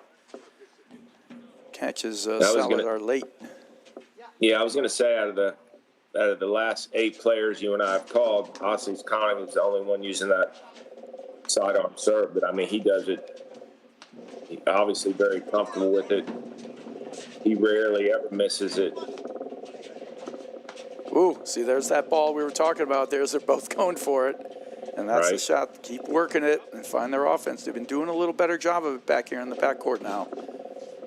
They have to keep it going. So I know this sounds kind of like a contradiction than we've talked about before, but I think the best way to have some type of backcourt scheme here is to drive more at Salazar, Regalado, and make them hit more overheads off their back foot and get confused. So speeding it up, yes, and then making them volley more, not on medium pace balls where they could drop you, but pull them in where their overheads are hit off their back foot. Yep, because they're going to both be going for the same ball.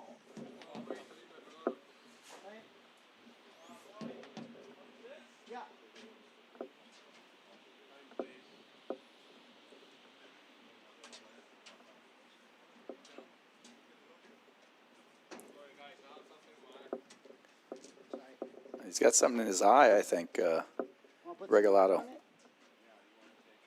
I don't know if something popped off or the paddle or what that is, but he's definitely maybe trying to get some water in there.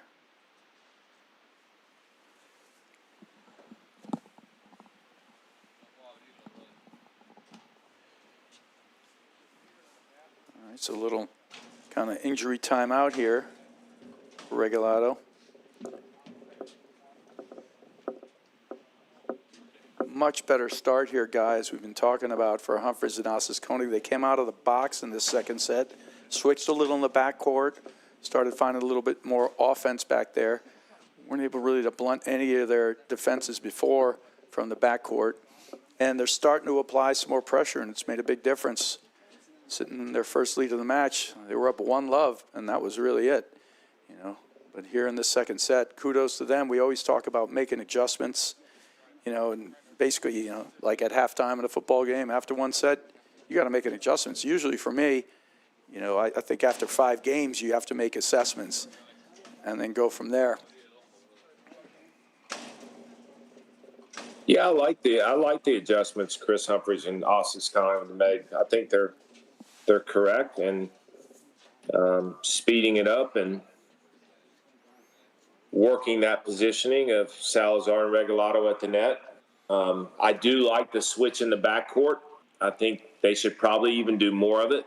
I think it gives them forehand wings to the outside screens, which they both have forehand drives. I mean, they obviously love their backhands, but they're getting better looks.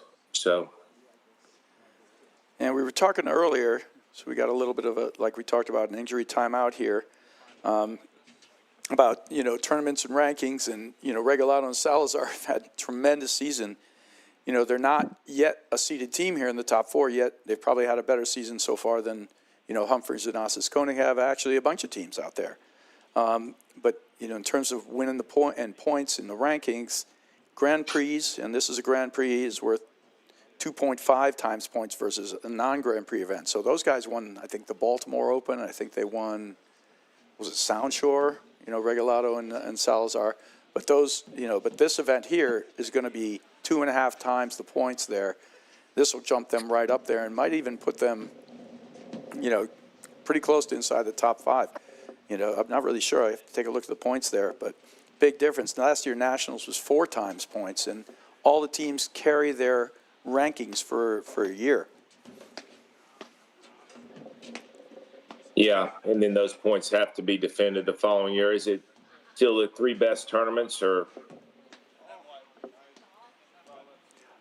Yeah, it's still the 3 best tournaments, and as it goes in there, and as it goes along too. I got to just a chime in from Andre Iverson. We were talking about earlier. A lot of the team, Humphreys and Osses-Konig, they go a little bit as the energy sometimes of Osses-Konig goes, when he's able to play with energy, move around, be aggressive, go in there. The body language comes in, and it makes a big difference. He gets the warrior shout, it gets going. When they get down a little, they have to keep positive because they go with the energy. They ride it so well. And here they do have a lot to be looking forward to. They've made some adjustments here. Now it's kind of like you don't want to get iced. You're up 2-0, but injuries are injuries. You got to deal with them as it goes along.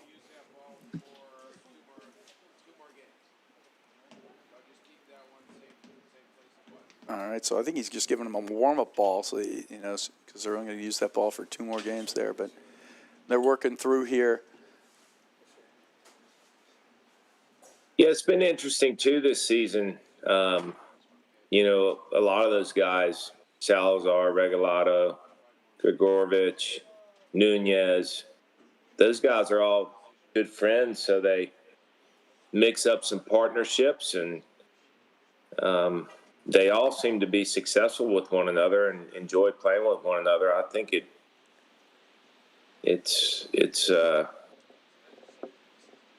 tough because teams playing against them, they don't get the same look all the time. So I think even with Chris and Felipe over the past month, they've hooked up and played with different partners, and it's made them a better team when they were already a great team, and they've had success with different partners. So playing on different sides, and it just even as good as you are, it just helps you continue to grow as a paddle player, because you recognize different tactics and strategies because you're playing with different players with different strengths and weaknesses, being your partner instead of the same person. So it's fun to see.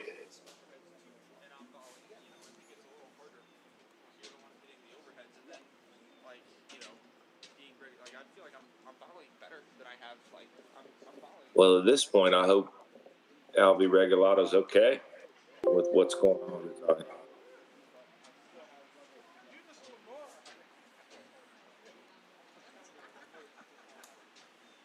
Brad, the chair umpire, is moving his feet up there. He might want down. Well, he might need a break. Frank Willard's he's putting in the yeoman's work up there. He's done a great job in this match and all weekend long. These guys are they're trying to keep themselves fresh. You see, they're like walking around like caged cats. The other guy's taking care of whatever's in his eye. Got some work here. We're going to see if we. Well, they finally take a step outside the court. It's tough how to keep yourself working in these moments. And the game is played in cold weather. You got to keep yourself warm too. But these guys have been running around plenty. What do you got for me, Cal? Oh, he's going to pop in. So it's a 10-minute. You can just hear Frank Willard in the background there. Tell us it's a 10-minute, and he's giving him a time zone, how much time is left. I think he's been out for about 5 minutes. We'll see. Yeah, pop those up there, Cal. I think he's going to give us a little of a rankings update. We'll see how these guys are, where they're all in the standings.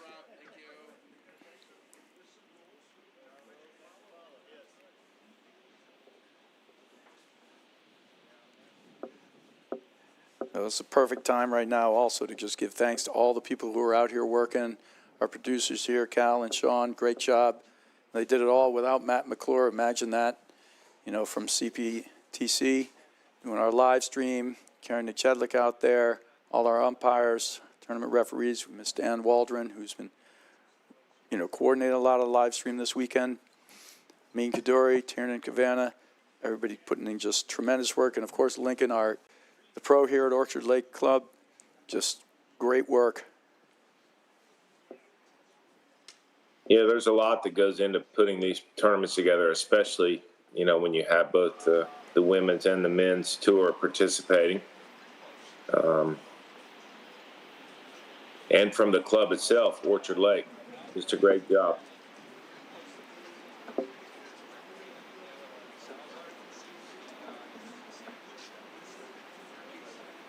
So it's kind of a fun time, while we're doing this, Guy. We're talking about all these new players, and it has been, I don't want to say it's a changing of the guard or an end of era or anything at all, but, Durant Mitchell, still number one seed at all these Grand Prix events, have yet to take one down. 2 finals, and this time losing in the quarterfinals to Broderick and Kaler.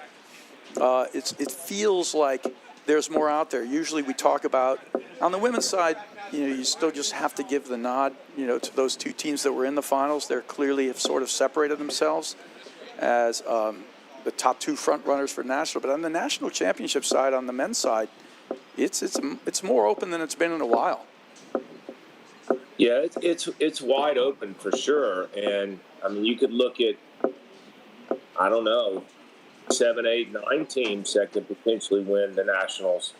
And it's interesting too, because it'll come down to who's playing the best at that time. Because I mean, first real big tournament of the year, you had Juan Araya and Graham McNerney with Chicago, great tournament. And they didn't play as much, and these other teams have snuck in and had a lot of success. So, all right, oh, here we go. We are right back into the action here, and they're going right at it. It's deuce. Osses-Konig hits one serve, and then we're right back at it at the 10-minute injury timeout.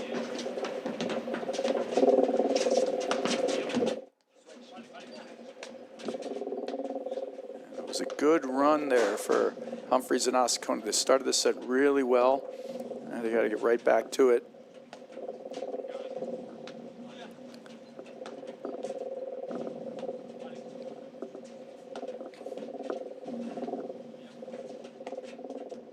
good switch in the backcourt. We like that formation there.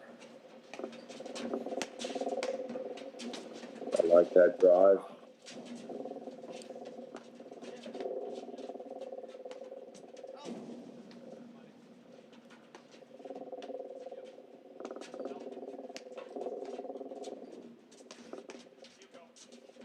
They're bailing, nicely done. You know, they're mixing it up much better now in that backcourt. Good job.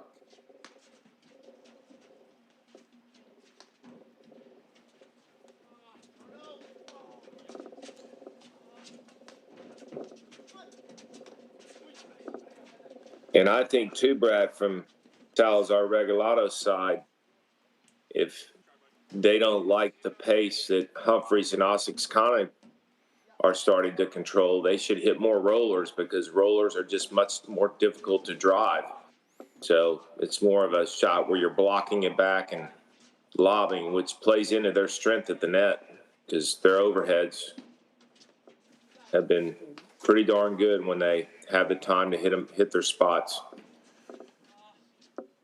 All right, so a break point here now for Regalado and Salazar.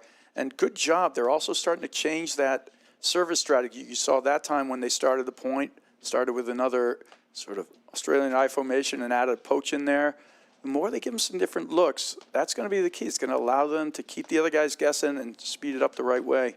Good close that time from Humphreys.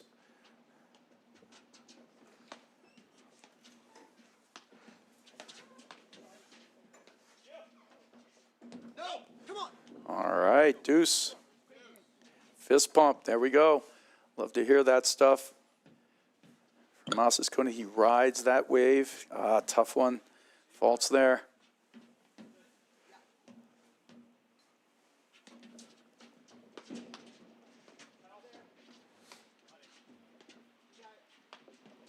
And notice, too, on that lob that was just out, I mean, whether it was in or out, Osses-Konig was never, ever going to play that out of the air, because it was just going to be too good of a lob if it was in. So it's an easy ball to transition on, and Humphreys, Osses-Konig give nothing up by letting a ball bounce.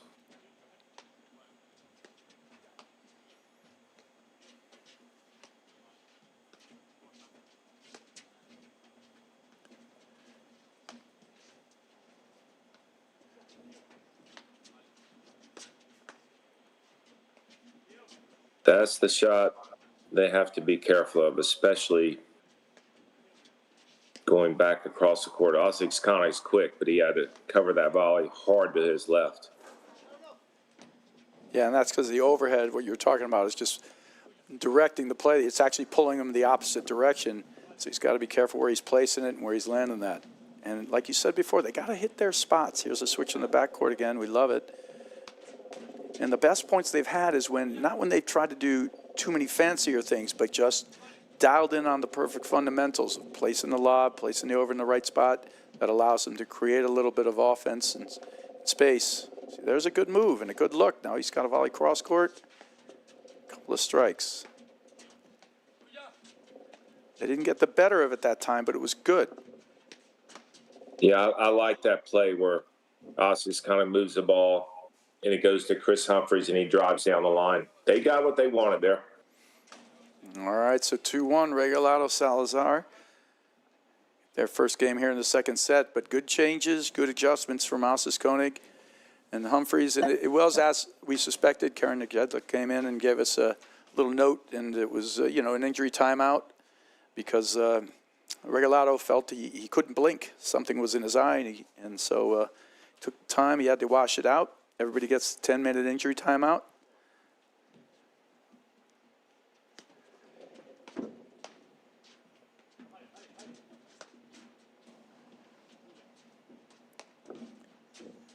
Let's see if they stay here or switch. There you go. Good roller there. And I agree with you. Those guys have very good rollers. They're able to change the pace. They can hit it hard if they need to. And they get it accurately towards the corner or towards the back screen that's bouncing up. There's the speed one. Yeah, and that's it. I mean, they felt the tempo going against them. I think the rollers answer, and you're already seeing that that's what they're doing.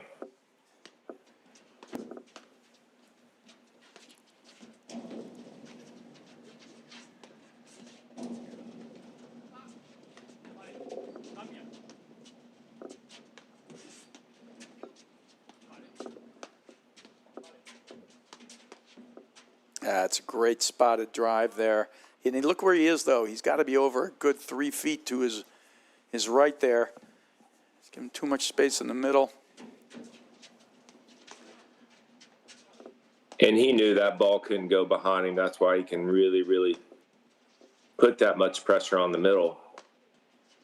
And not only that, he was not only over, but he was 2 feet inside the baseline already, too. So when the ball was hit short, it's just coming back so quick with less time.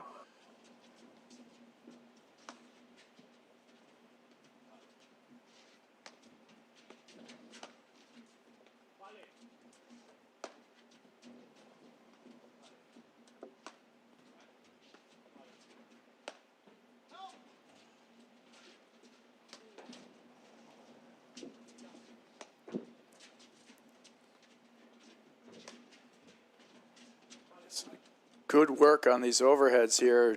Nice defense here. They're just hanging in there. One more ball. They're not controlling this point at all, Humphreys and Osses-Konig, but good defense. There, they get a look.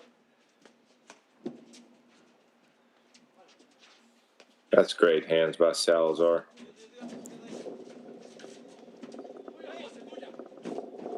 That's well done. Good defense, and they're able to turn that point around.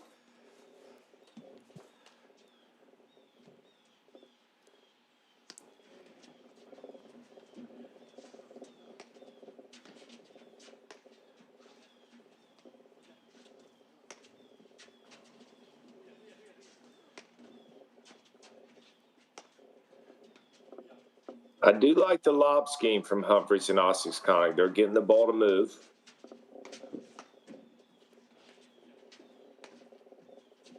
I mean, one ball is to Osses-Konig, one ball is to Humphreys.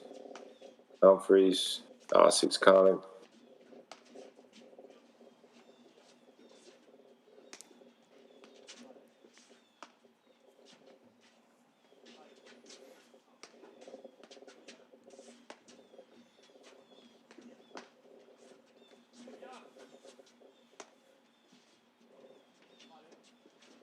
Notice too, Brad, that such a great view here to watch. You could see Salazar and Regalado.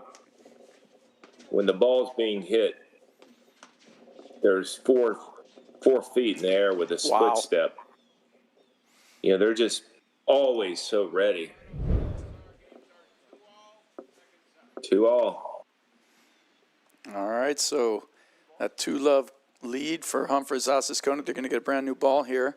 Quickly evaporated as the Regalado and Salazar just keep going about their business.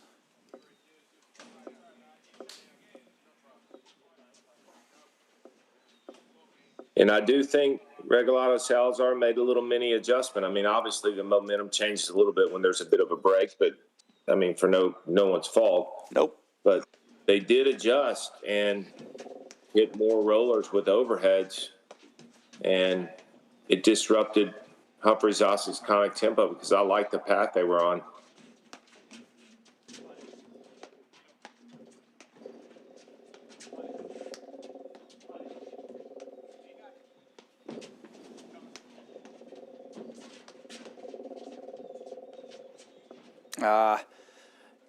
There's too many cross-court volleys there. Those guys are coming after him, and they got to volley these balls back straight, but they're hitting such good drives, they're not able to control them. Because each time it's like he crossed it cross-court, then he has to stab for another one over to the side. And there he just made a break for it, hoping to get the poach, but... Yeah, and as you go cross-court more and more, like you said, your job descriptions change, your positioning changes. It's too quick, it's too fast.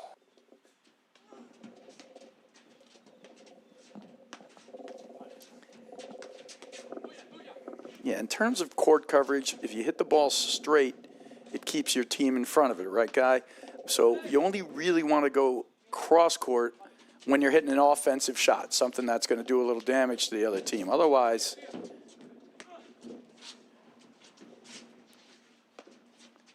Yeah, and the net team's positioning is so important, and staying in front of the ball is so important because the less the net team moves, the stronger they are. For sure.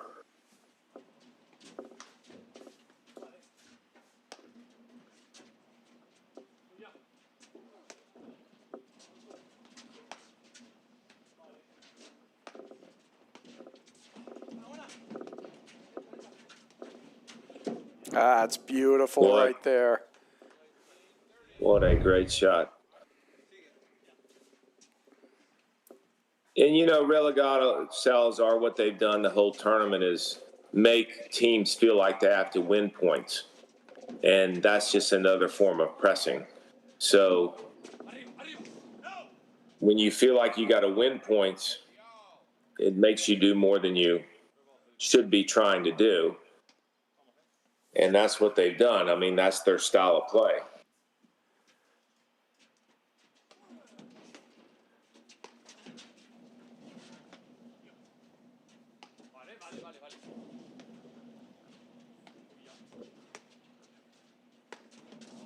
Missed it. All right. Got to be careful here. There's, like you said, it makes other teams win points. And you can't afford these loose errors right now. This is down to the wire here for Humphreys Osses-Konig. 2-love leave is evaporated.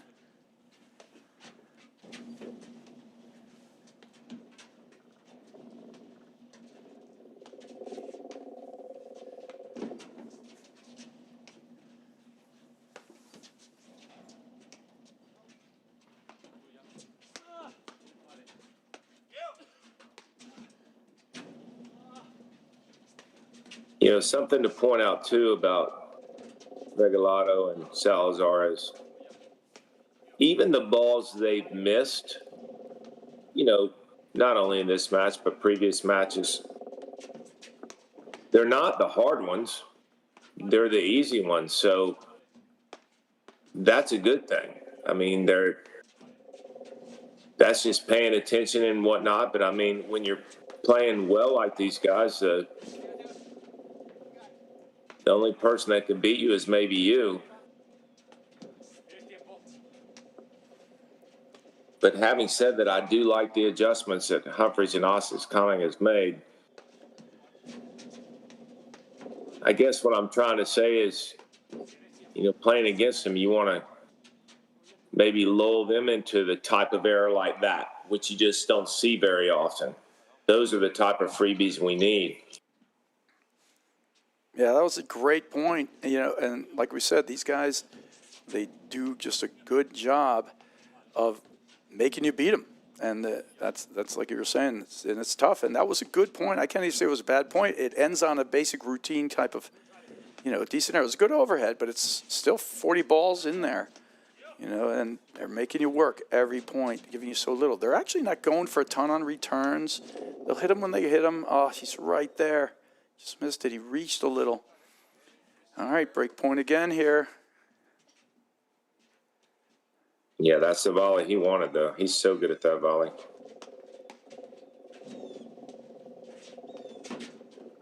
Oh, goodness. And that ball, he got spooked by how close it was to the net, and he tried to flick it fast, and he hit it off the top of the net and just drifted wide. 3-2 now. 3 unanswered games for Regalado and Salazar. In collaboration with the APTA, Fusion is at the forefront of personalized gear and apparel. Backed by a team of seasoned industry experts, we provide exclusive access to high-end products from top-tier retail brands, all poised for customization with your club logo, team name, or corporate branding. Our streamlined approach guarantees a hassle-free shopping experience complemented by custom online storefronts and swift ordering. Visit www.gearbyfusion.com and let Fusion seamlessly weave your branding into elite merchandise. All right, first return there missed from Humphreys and Osses-Konig from Chris Humphreys, so it's 15 love.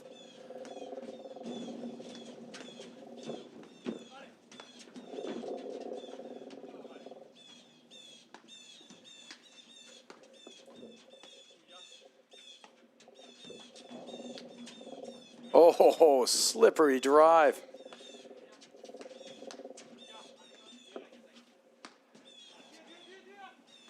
Oh.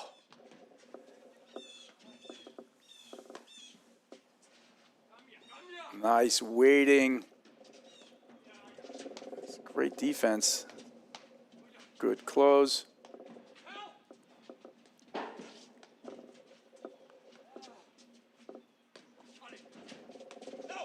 Oh, well done. That ball just shot up in there, didn't it? Yeah, he couldn't quite gauge the speed there. He was committed to hitting the drive. Clearly was not reading it right. So good play in there from Osses-Konig.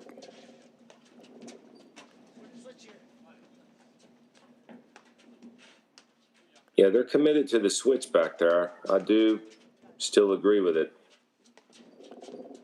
You notice how Humphreys drove the ball at Salazar and then lobbed the same spot.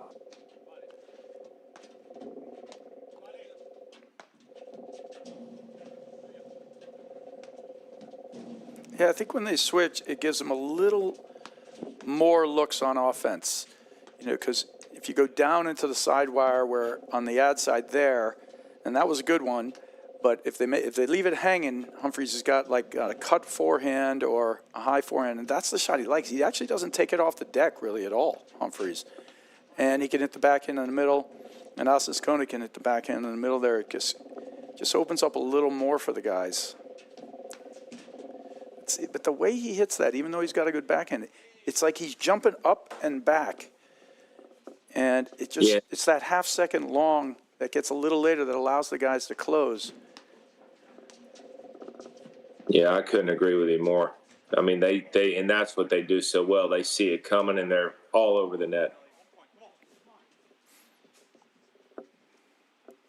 And another benefit of them both looking for the same ball, if there is a benefit, is both of their net coverage is so good because they're both on top of the net. That can be used to their advantage or disadvantage. Worked so far. That slippery forehand, he keeps and holds that forehand grip, and he pushes up 18 lobs, and then all of a sudden he just kind of, bloop, little roller forehand, catches him off guard. Wasn't a particularly amazing shot, but it's just they're not really ready because he does so many things with that same type of grip. Like there, too. He could hit the drop shot, which he's hit 20 times. Deep.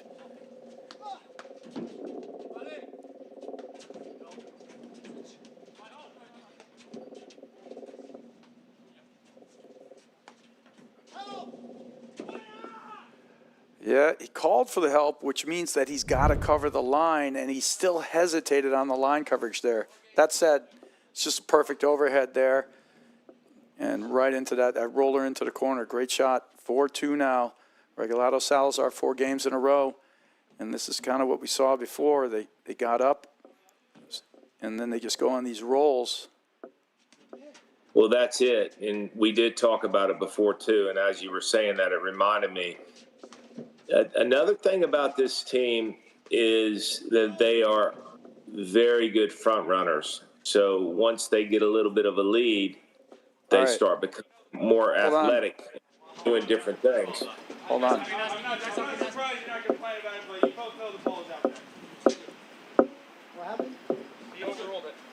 So it's an overrule. It's 15-love. That's what I thought for Regalado and Salazar. So that's ball was called wide by Humphreys. It's a little chippy out there. I don't know. These guys have played enough this year. They're 3-0 on them. And, yeah, it's tough. But call was made wide. Call was overruled by Frank Willard. So Regalado and Salazar get the point.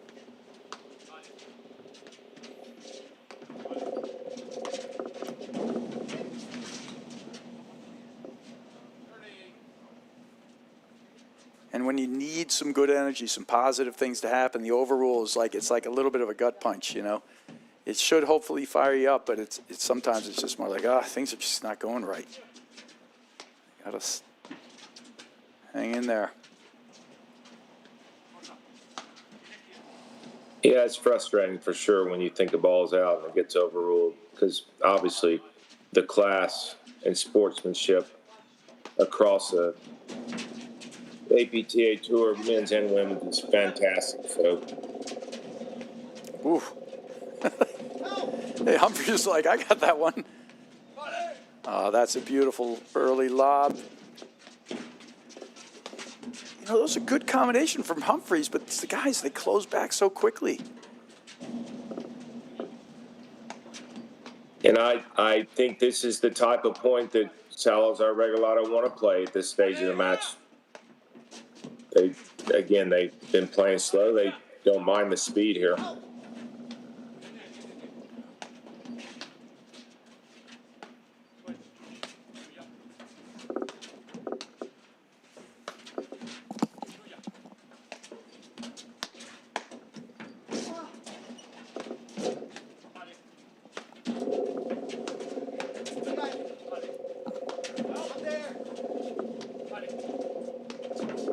Both going for the same ball again, like you said, but still works out for them. They're able to get their length. Decent look for Humphreys there, but he's so far behind the baseline, he's not quite balanced. All right, 40 love. This kind of feels like a must-win game, but I don't know. Well, it is. Yeah, Salazar and Regalado have done so well is they just have stayed more even than everybody, and then when they get down, they just go back to the business they've been doing, and they don't compound any mistakes, generally speaking, right? You know, one, then another, and then things get worse in the point after because they're carrying something to the next. It's like back to the same point they just played before, and that's a powerful thing. Yeah, you haven't seen any blitzing at all from Albie the entire match, so you're going to see it now because of the score, which I actually agree with. I mean, you got to play like you're winning, just like that. I mean, the speed of the match of the point is favoring them now because they are up 5-2, and they're still playing to win instead of playing not to lose. It's a good fist pump there from, Salazar and Regalado. They're actually, they're very stoic in their fist pumps. I like it. You know, which is great. To me, it just goes along to the same lines that we've always been talking about. They're always acting like they've been there regardless. You know, they're fired up, they're pumped up. They're about to get their first Grand Prix win here. And, you know, but still, they're still about business as usual. The moment doesn't look at all large for them at all.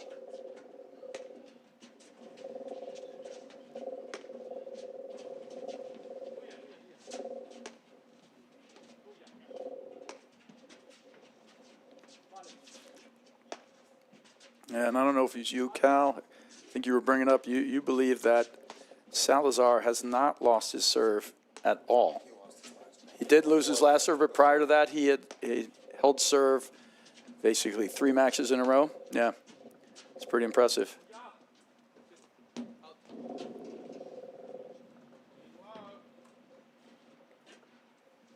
Yeah, and I think the question you have to ask yourself, you know, as a baseline team against these guys at the net is what's hurting you more, their volleys or overheads? And then you adjust the ratios based on that.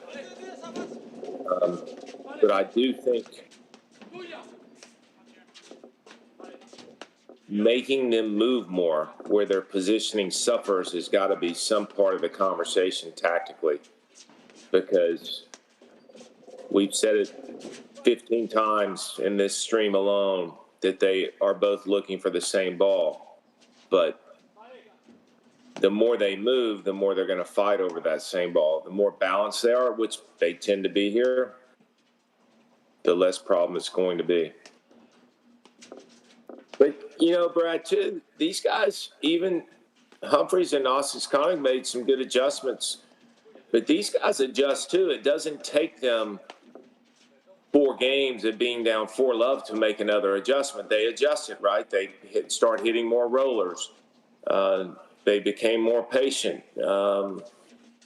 They make those adjustments quick. They don't have to make it necessarily after losing a set. So that's important.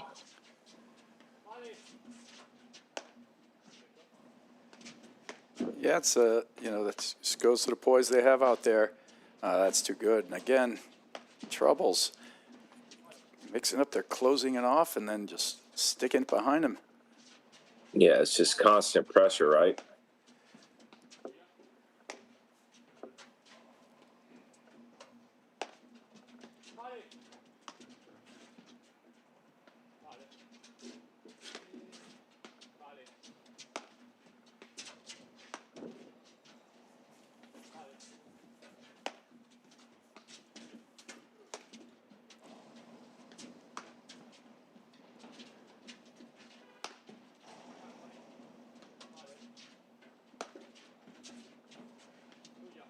And you do notice Alvy Regalado using that almost semi-Western grip on some of those overheads where he could get the angle to hit it into the side screen, and that's that disguise too on the drop shot, or, you know, where you could push it deep or hit it short. This is a great point here, and these guys are working. And good job moving these lobs around. Both players doing what both teams trying to do what they want. It's just a question of execution here. I think this is a really good point from Humphreys Osses-Konig. I would love to see more of it. They're making the net team work so much harder. There it is. There it is. What a dig there from Salazar. Humphreys got to go get in position. He's just hanging out there.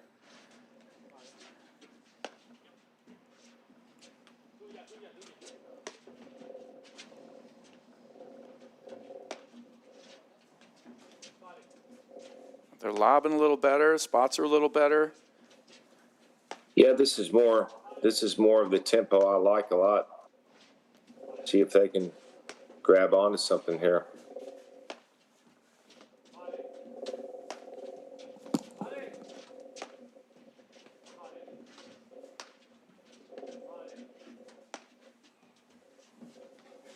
And the adjustment that they're making, Brad, Salazar and Regalado, is they're starting to play a little bit more in a stagger.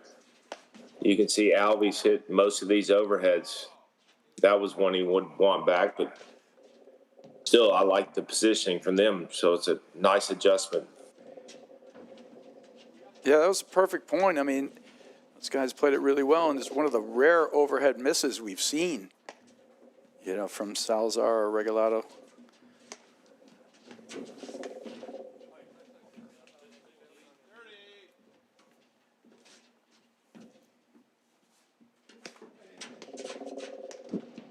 Oh, boy. What a dig. He made that look easy for a ball behind him. Yeah, it was a good dig. He made it hard by making that blitz move, but that's a move he often makes. Got it behind him that time. Athletic enough to get back. There's the backcourt switch.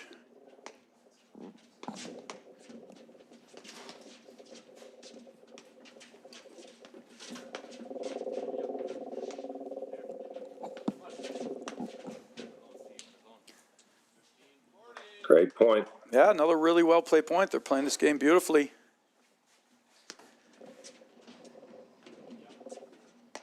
Yeah, I like the lob scheme here a lot. They're making them work harder at the net, for sure.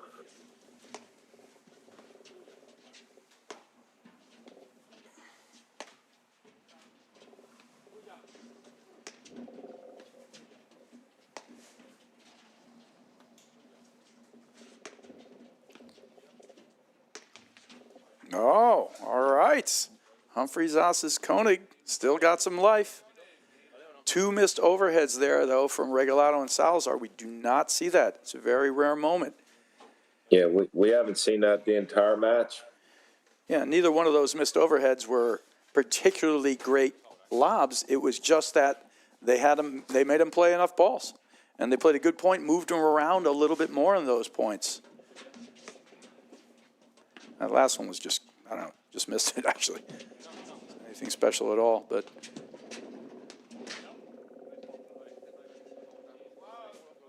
All right, here we go.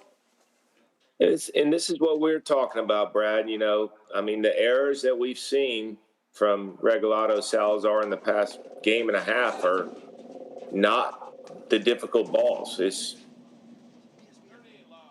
That one was tough, but, they're uncharacteristic errors, my point. Which is what makes them good. They don't make many of those mistakes at all. There you go. You got Osses-Konig. He was trying to wave that one out, but landed in. Yeah. He needs to blow on that one a little harder. Let's see if we see the switch in the backcourt. So they've been doing most of the set. It's definitely been better, I think, for them.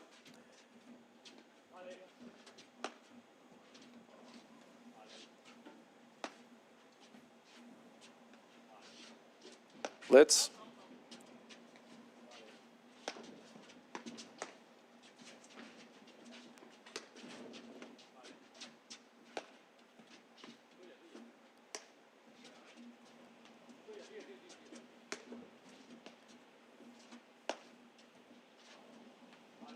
Yeah, you said it earlier, Brad. I think the thing that we don't discount, but you pointed out, is most of their overheads, unless they're going to the screen like the one Alvey just hit over to Osses-Konig, are well beyond the service line. Like that ball goes to the screen, it doesn't matter, switch in the back.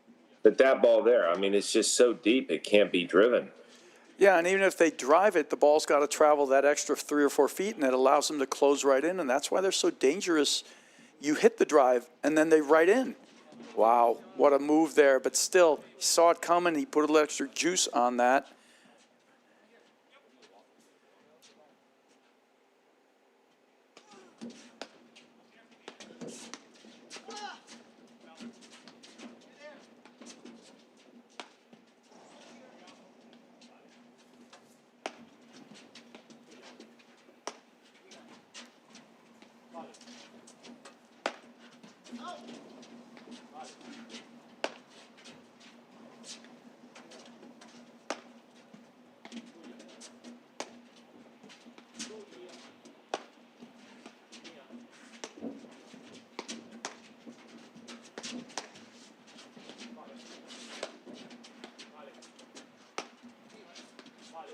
Yeah, I think the other thing in the backcourt when they switch out like this, Brad, is it just speeds the point up because they both can block that outside wing like that with their forehands.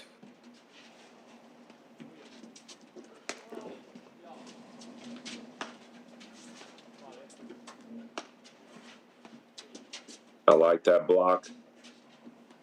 Yeah, that speeds it up too. Yeah.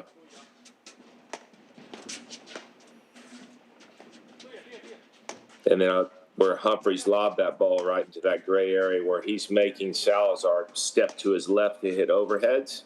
Those are really good lobs. Yeah, that's a great point. They're really getting, it's like they recognize this at the end of the road here, and it makes you wonder why we haven't seen more of this the whole time, right? It takes tremendous discipline and controlled here.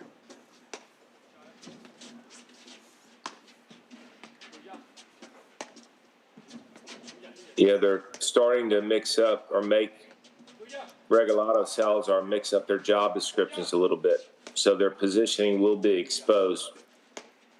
And it doesn't matter if you're playing more traditional paddle in a stagger or not. There it is. You know, you mix up the job descriptions, it's going to cause confusion. Humphreys serves 40-15.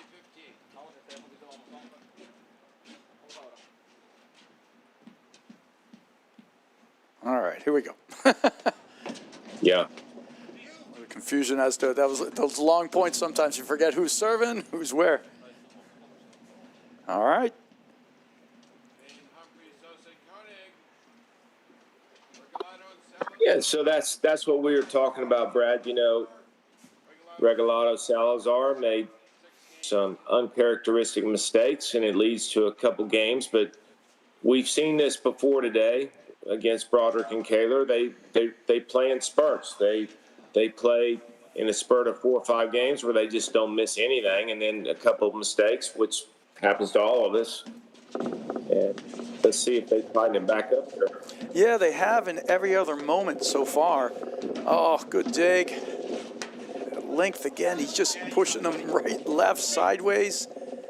Just great job. It's the thing that kind of gets unnoticed is how good their pushovers, forget just the deep ones, are in terms of accuracy and pace. Like they hold it and they push it just deep enough. They create the stretch you want. Then they throw in that roller. This makes life tough. But love how Humphreys and Osses-Konig are trying to play some disciplined points here. Give none of this back away to them. Make them finish it out. Humphreys specifically is really working to try and just set up Osses-Konig. Switching the backcourt.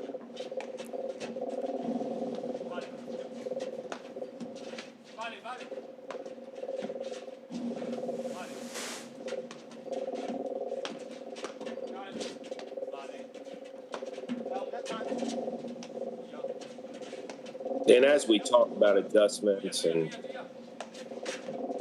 different styles and schemes and whatnot, I mean, we're still talking about a match that's been going 2 hours and 20 minutes. So both of these teams have done a pretty good job of adjusting back and forth, even though, you know, we have 6-3, 5-4, 30 love. Yeah, and that was a good look there. Wow, what a dig. He kind of gets a little sideways matrix move there, and then he gets back. It's quick.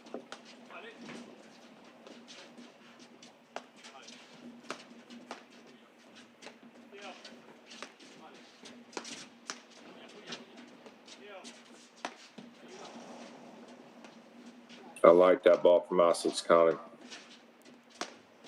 Yeah, it creates a ton of movement in the backcourt there, but he's doing a terrific job.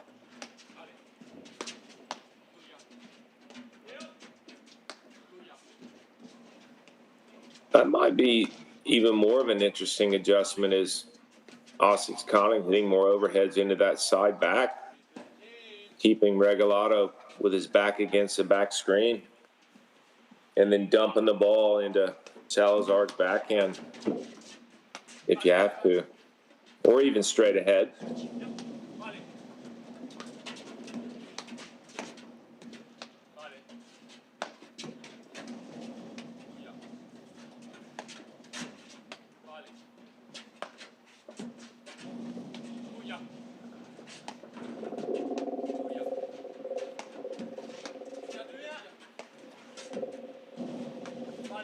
You know, we were talking before a little bit, Guy, about how stoic they are, these guys. They act like they've been there before. I'm pretty sure when they finally, if they close this match out, Regalado and Salazar, there's going to be a couple of good fist pumps. First Grand Prix win for these guys. They've had just an astounding year jumping up in the rankings and, you know, becoming somebody you're considering for a national championship within a single season. We all should have worn pink shoes earlier, Brad. I didn't know that was the deal. I don't believe they even had the color pink when I was playing. I don't think it was invented yet.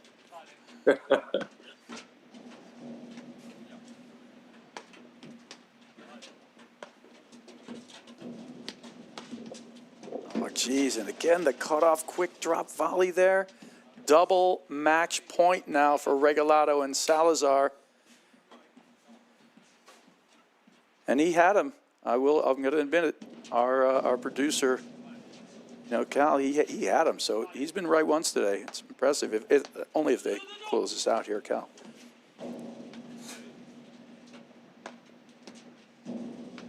All right, so down to the wire here. Last point.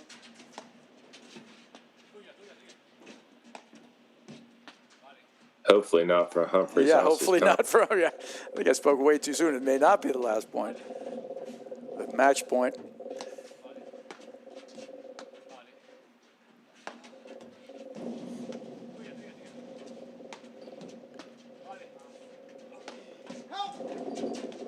Great cover there, great call, and that is out.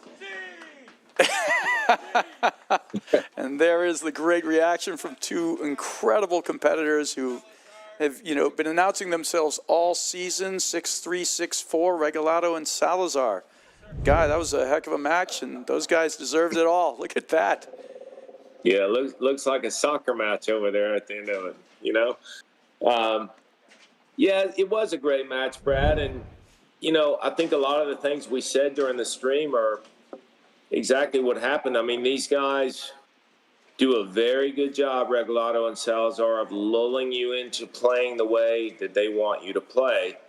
And still, the streaks of games that they lost were some errors that you don't traditionally see from them. But it'll be interesting as more teams play against them to see the strategy that will, you know, be successful against them, because they play a different type of tempo. They play a different type of team at the net. So, you know, we've had teams, even though this is a new team, that go a long time without losing until people figure it out, but they always do. So congratulations to Regalado, Salazar. Congratulations to Chris Humphreys and Osses-Konig for getting to the finals of the Detroit Grand Prix. What do you think, Brad? I mean, I think you're right. It's going to be a moment of figuring it out. But these guys also have the ability. One of the things that is just tremendous about the way they play is they're playing basically traditional paddle. But if you want to speed it up, they speed it out. They know when to transition back. They know how to move and play within certain styles. So they're not. It's not just one thing they're doing.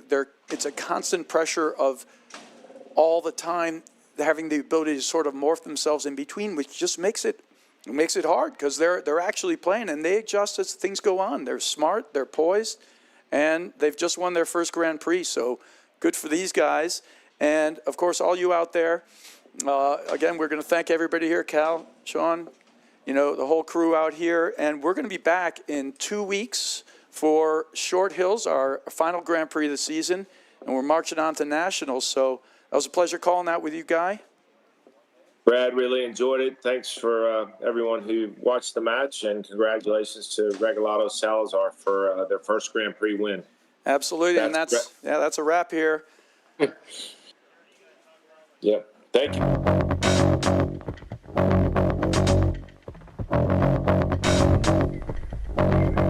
Hello, this is John Weinlater with Volley, and we're here at the Philly Open having a great time. So exciting to be out here at the second Grand Prix event and seeing all the momentum that's being gathered this season. It's been great being a partner with the APTA, and we've been excited with all the momentum with Volley as well. And we're about ready to hit our 500,000th ball right now on all the trainers. So it's pretty exciting that people are finding the product and talking about it. To keep track of all the new stuff going on with volley, follow us on social or visit our website, getvolley.com. Thank you.